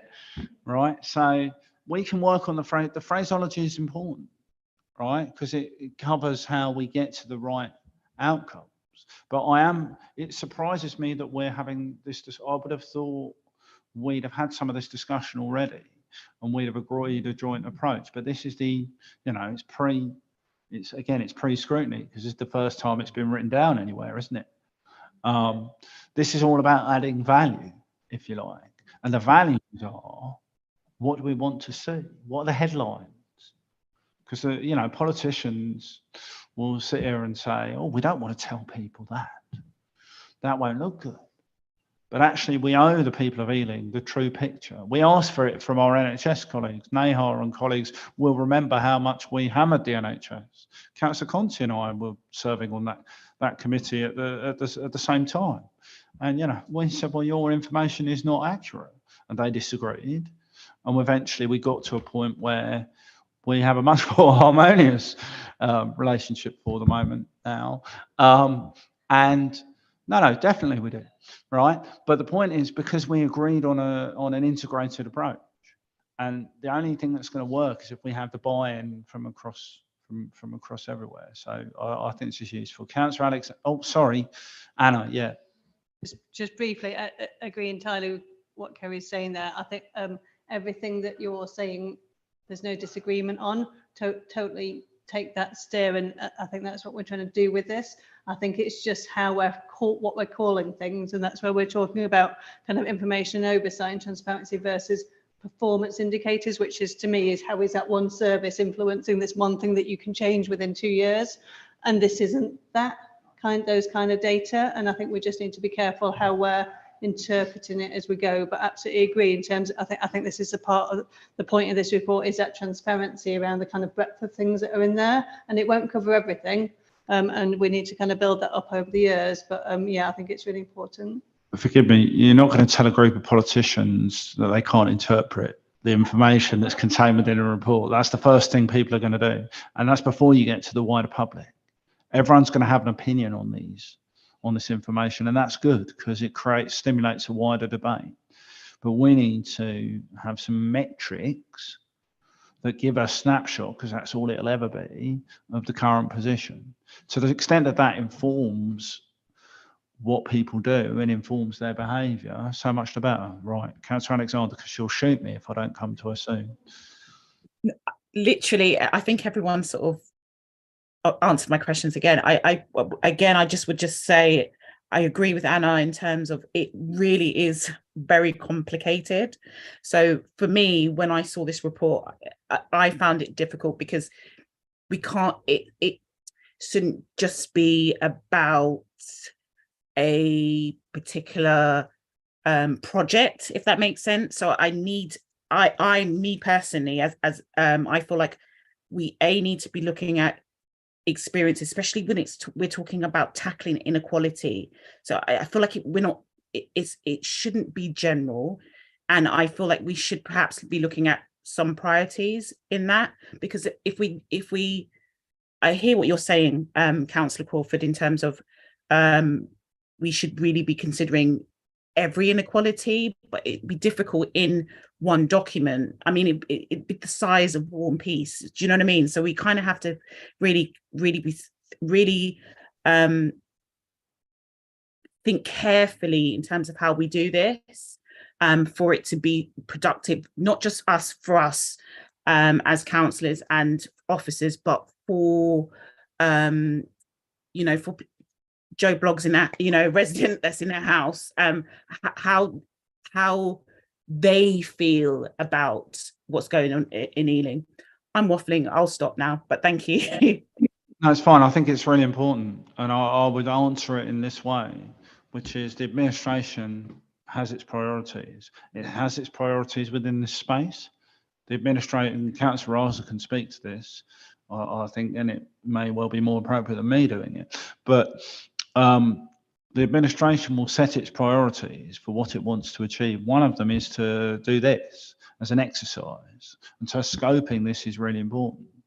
But I would have no problem with one of the slides being, these are the administration's stated priorities. And then another slide saying, this is what we've done so far, and these are some metrics. And I think that's what we're trying to do, essentially, with some of that information that's in the early part of the report. But I think it will be a more complete report once the forward is in there, which will presumably be written by a member of the cabinet or the leader. And it will focus on what those key ideas are. And if we need some help to tease them out, then we can work on it. But I would suggest that because we have a racial equality commission, there'll be a strong racial equality element, because there'll be some geographical data that will govern where the focus will be, because the most deprived areas will need more attention to get them up to a level. You know, I don't want to generalise, but the centre of Ealing seems to do pretty well, regardless of the economic conditions. There are other parts of Ealing that are, you know, closer to the borders with other boroughs that struggle for the same level of, to achieve the same level of affluence. And, you know, we're just trying to give a stick. You can't include everything. I'd love to, but it would be a 5,000 page report, and who has the time to read those? Right. Can I go around the room for other comments or questions? Or I don't know that we're allowed to make recommendations, but I'm going to. There's a couple that come to mind. I can. Great. We can, should I say? Right. So I think it's been a really instructive discussion about what are we trying to do, and what are the metrics. What did you call it, Karen? The information dashboard. Is that what you called it? I can't remember now. No, so I don't think, yeah, you're right. I don't think performance indicators work where you have normally financial or very clear. They work within a budget or within a quarterly performance report.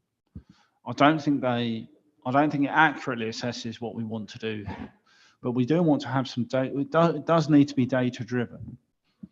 And on some level, we need to decide what we're measuring. And I think what we're measuring is health inequality to start with. So I think we need to define what that looks like. And we've got a good idea from the previous reports that Anna has produced for this panel. There have been at least 3 of them that have looked at very clearly what the geographical breakdown of this is. And I actually like the idea that we ask each of the departments to showcase things that they think they're doing. And I think the first discussion of sort of performance or metrics was around having some more data for people to understand how successful that has been, right? So I think all of those are well-intentioned additions. But I think what we've all accepted is that this is a living document. So it will be supplemented by census data, in some cases, by the JSNA, you know what I mean, by that data, and then potentially by NHS data. But I think the one thing that we need to take away, in the spirit of Ealing Together almost, that this is a collective effort. And we do need to have a snapshot of what the situation is so that people understand the breadth of the challenge. Because everyone was quite clear that some of these things are structural problems, historical issues that are going to take a long time to address. And, you know, we know Anna's very good at her job, but it's going to be difficult for Anna to direct a programme to boost public health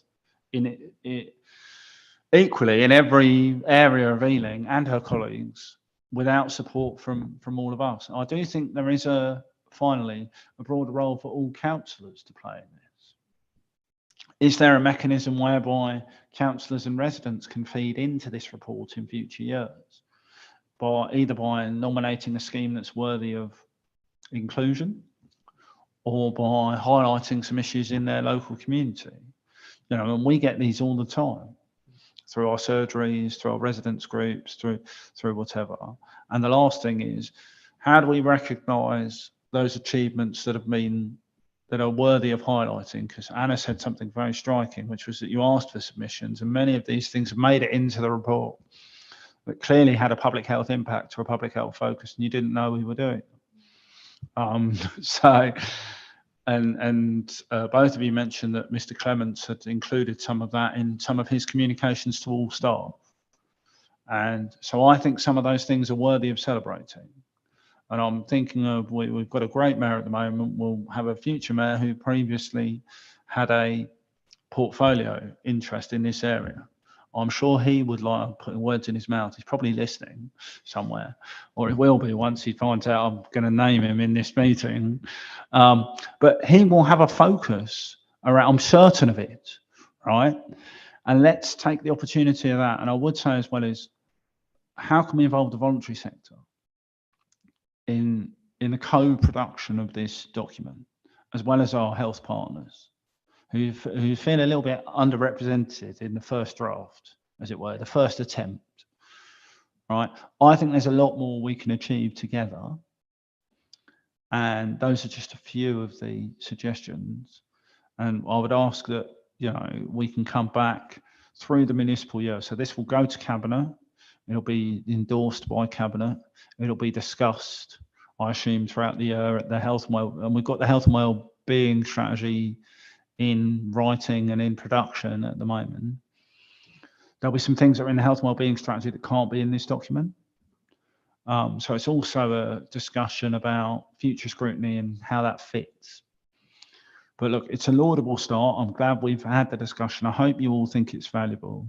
And I want to pause to make sure that our four contributors have an opportunity to sum up or add anything they want to. So I'll start with you, Anna. Is there anything you want to? No, just thank you. I think it's I think the idea about celebrating and broadening. I think for the first one, we're very much working on kind of council departments and directorates, and even just talking to different departments and saying that is an inequalities piece of work that is helping to improve health and well-being is a step in itself.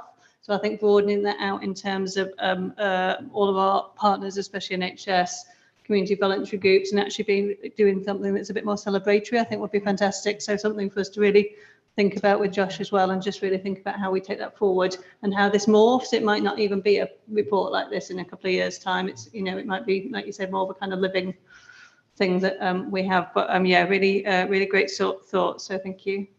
Councillor Raza. Well, I've always said when I got this portfolio, it's kind of like the middle of the Venn diagram where everybody's circles overlap with mine. And this literally proves that, is that every single department is here with something that has an impact on our health. So that whole sort of health-centred policy making that this administration is doing is very ambitious. So yes, you said that if you were doing it really detailed, we'd probably end up with like the Encyclopedia Britannica coming to you as one week's reading, which I'm sure everybody would be delighted with.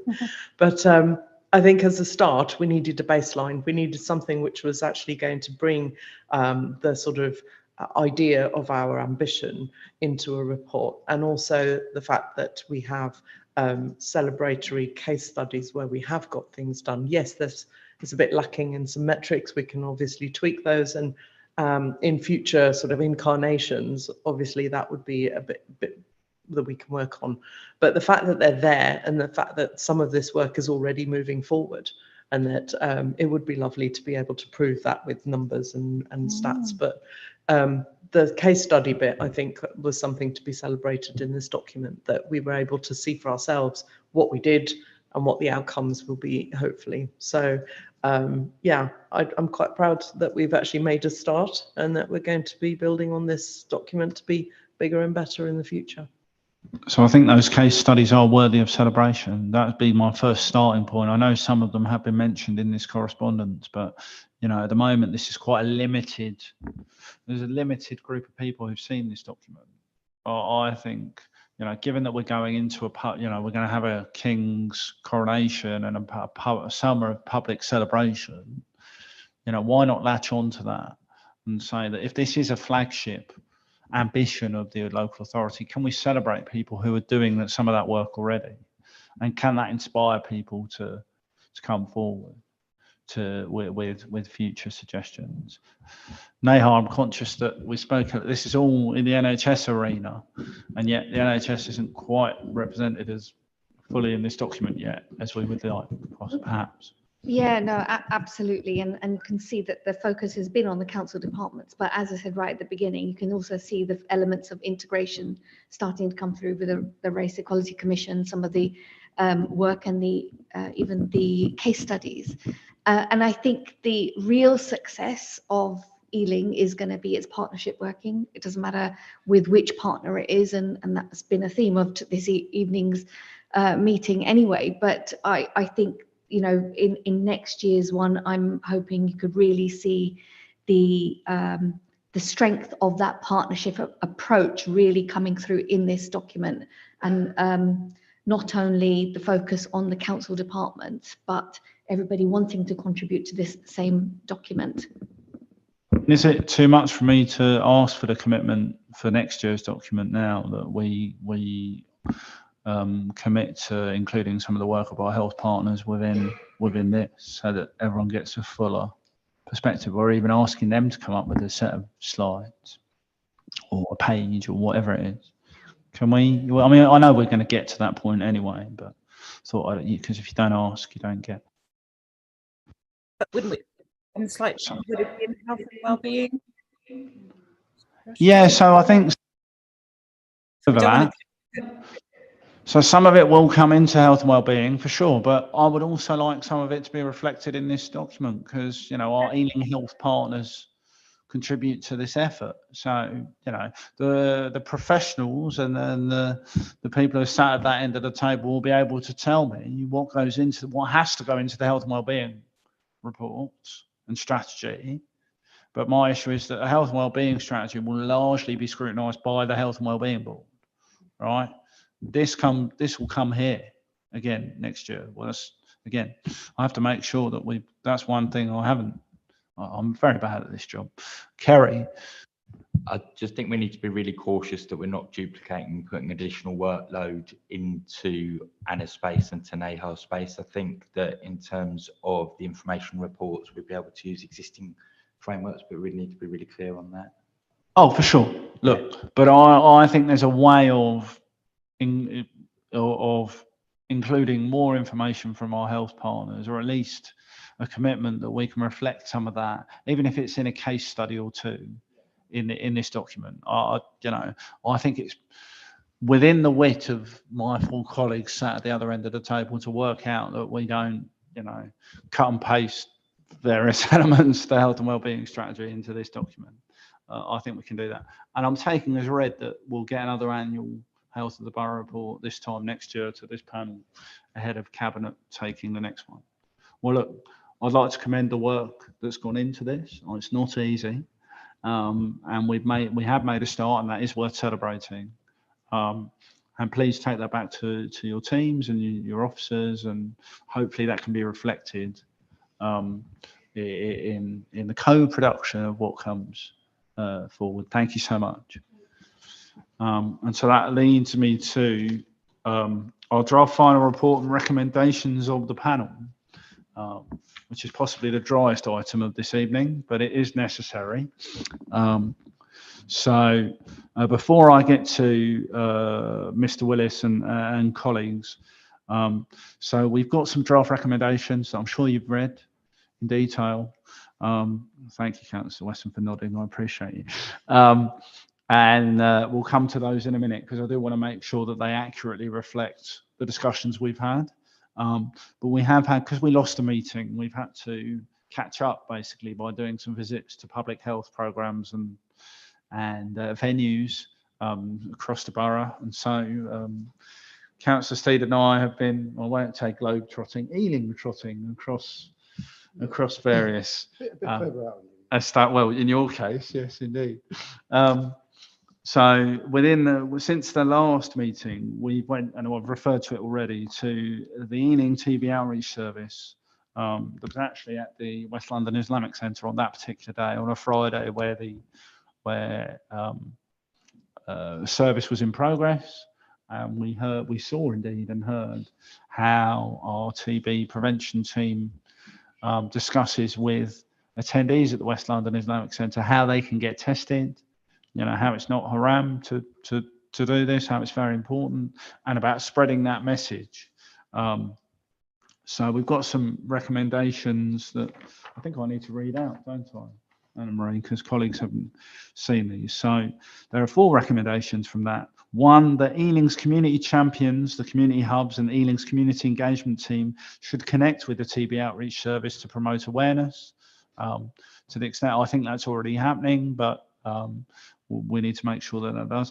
There should be links from the Ealing Council's website to West London NHS Trust's Healthier Lifestyle newsletter and TB awareness pages.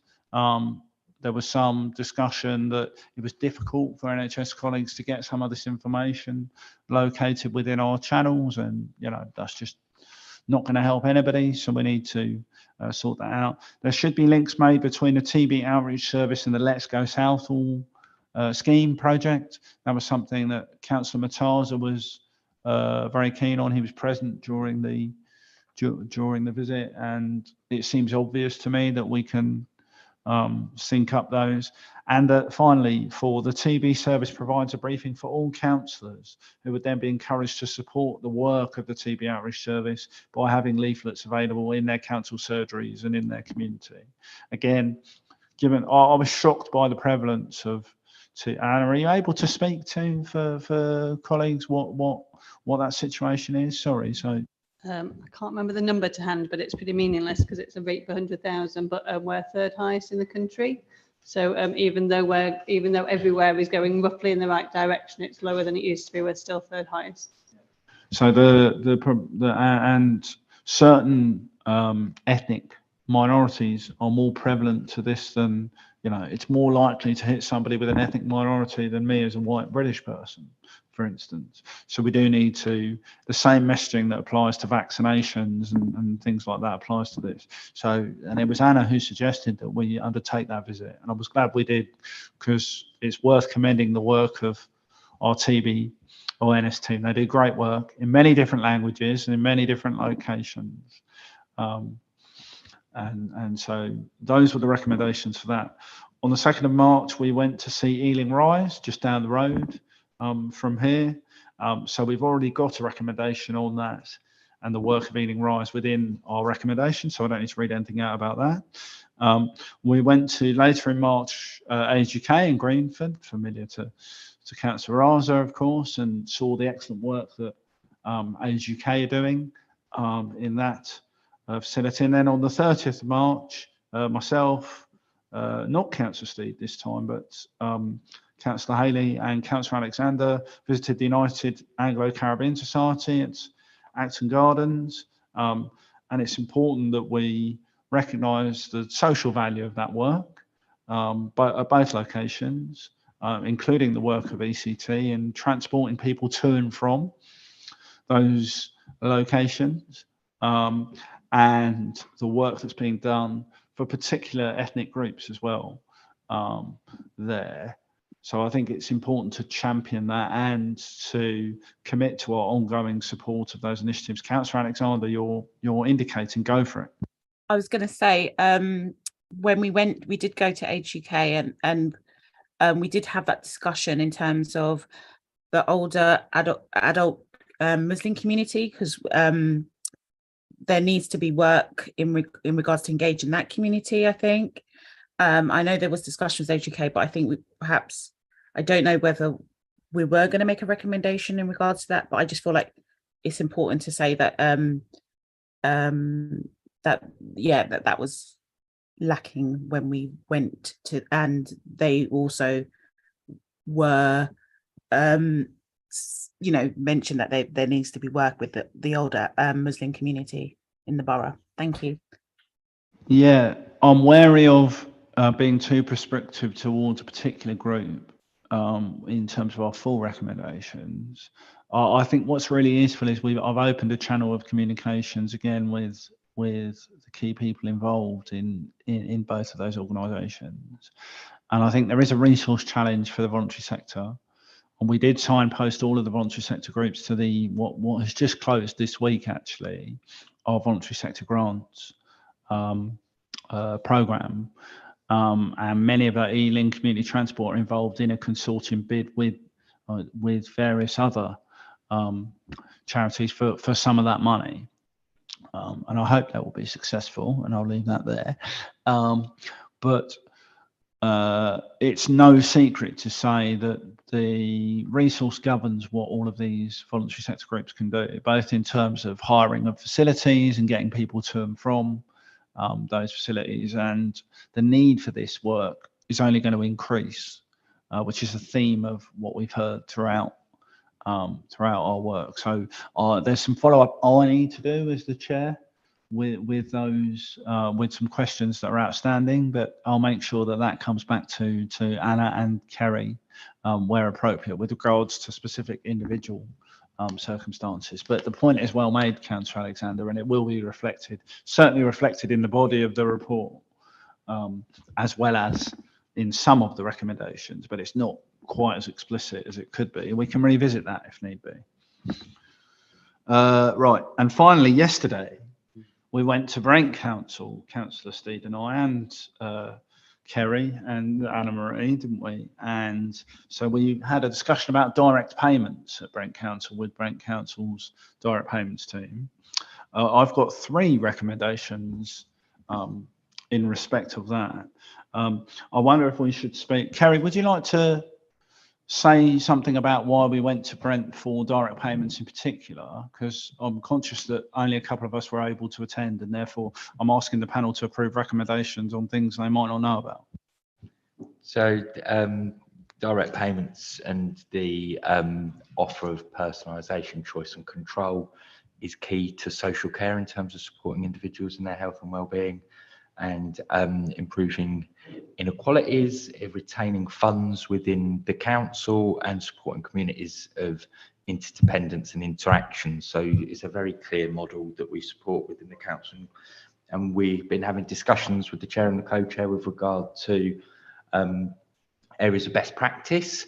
And we know that Brent are a higher performer than us in Ealing. And we went to Brent to understand why they're a higher performer, and also to learn where we could take the Brent model but Ealingize it and bring it back to reflect the needs of the communities in Ealing. So it was really useful visit. Some of it was learning the lessons from where they've had challenges, and some of it was about bringing away the real opportunities that they've gained within Brent for a direct payments model. So they have over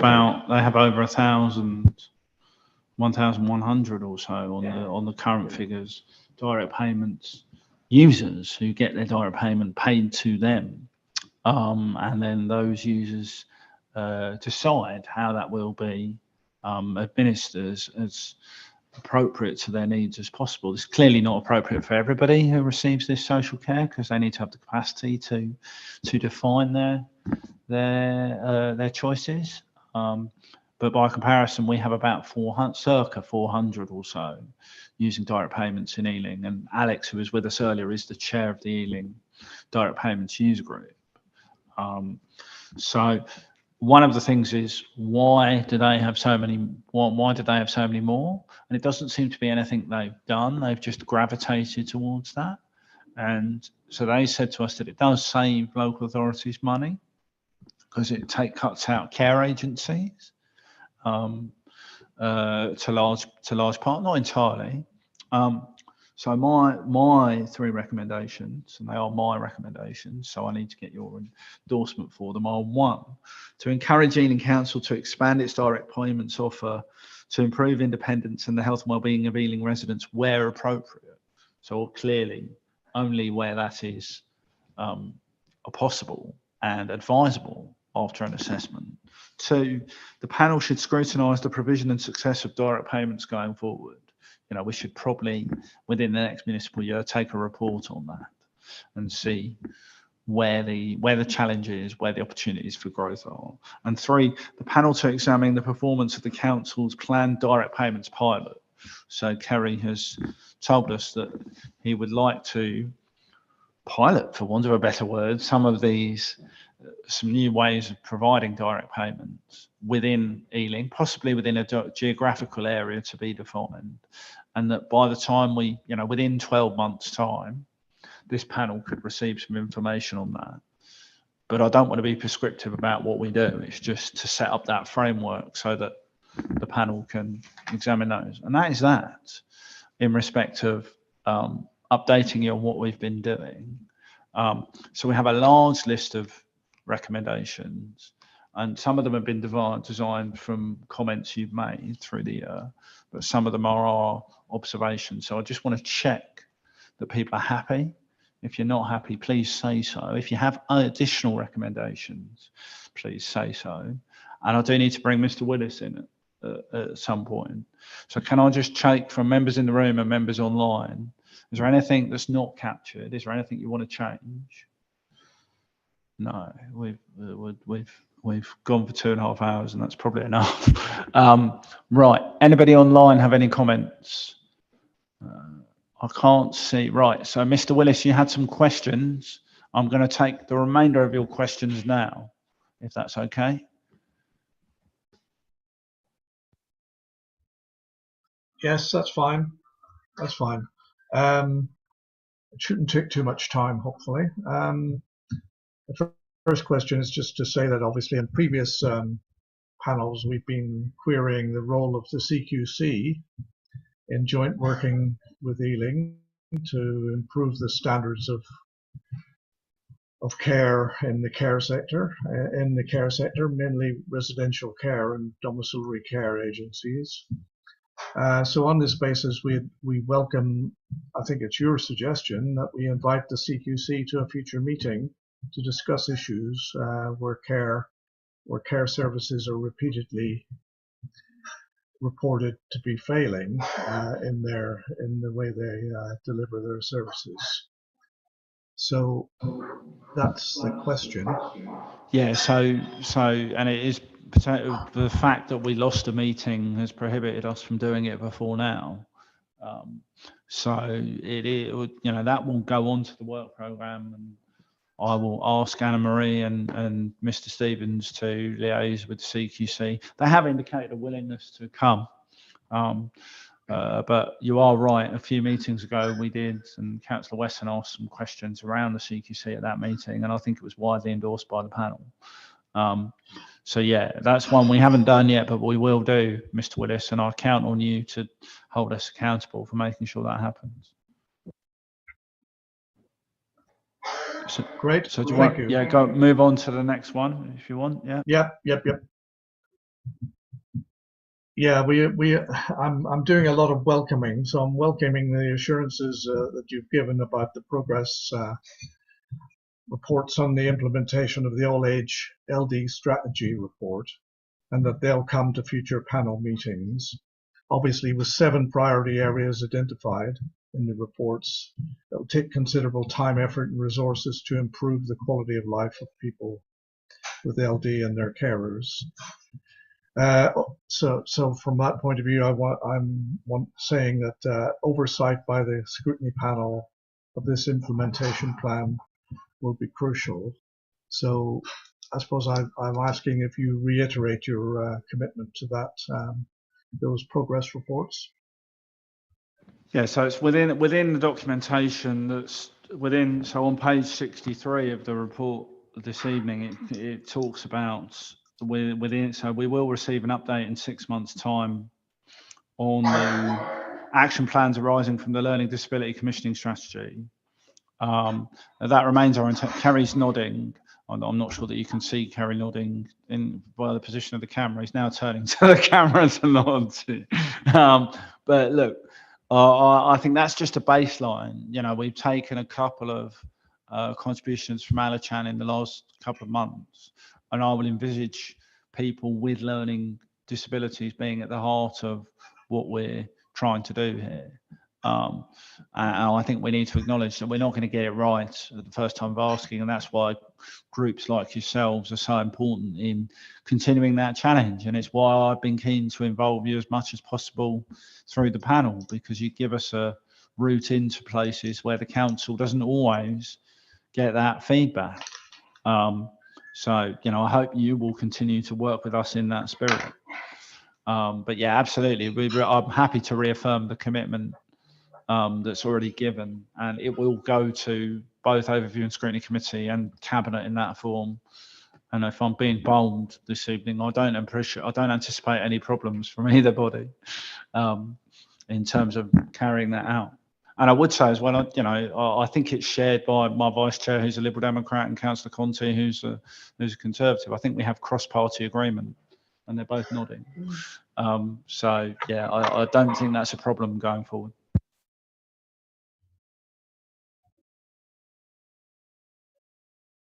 Good. Thank you. Okay. Did you have any more, Roy? Sorry, I don't have the. Are there more? Have you got more questions? No. That's my lot for this evening. Thank you. If I can thank you for your participation, it's really appreciated, and I hope you feel that your input has been valuable, and that you'll want to continue for another year doing what you've done. Well, we'll try. We'll try. See how it goes. Yeah.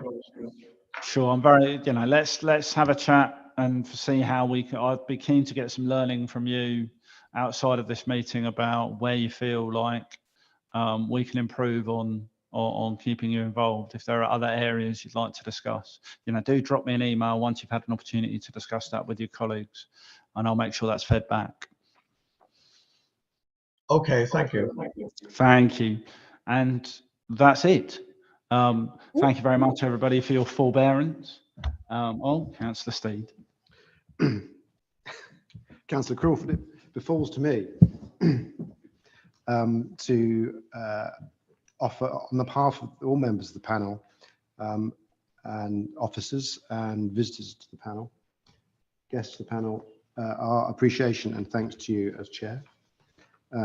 You maintain your informed, generous and empathetic stance on all the issues that we discuss, but also make it an enjoyable panel to be on.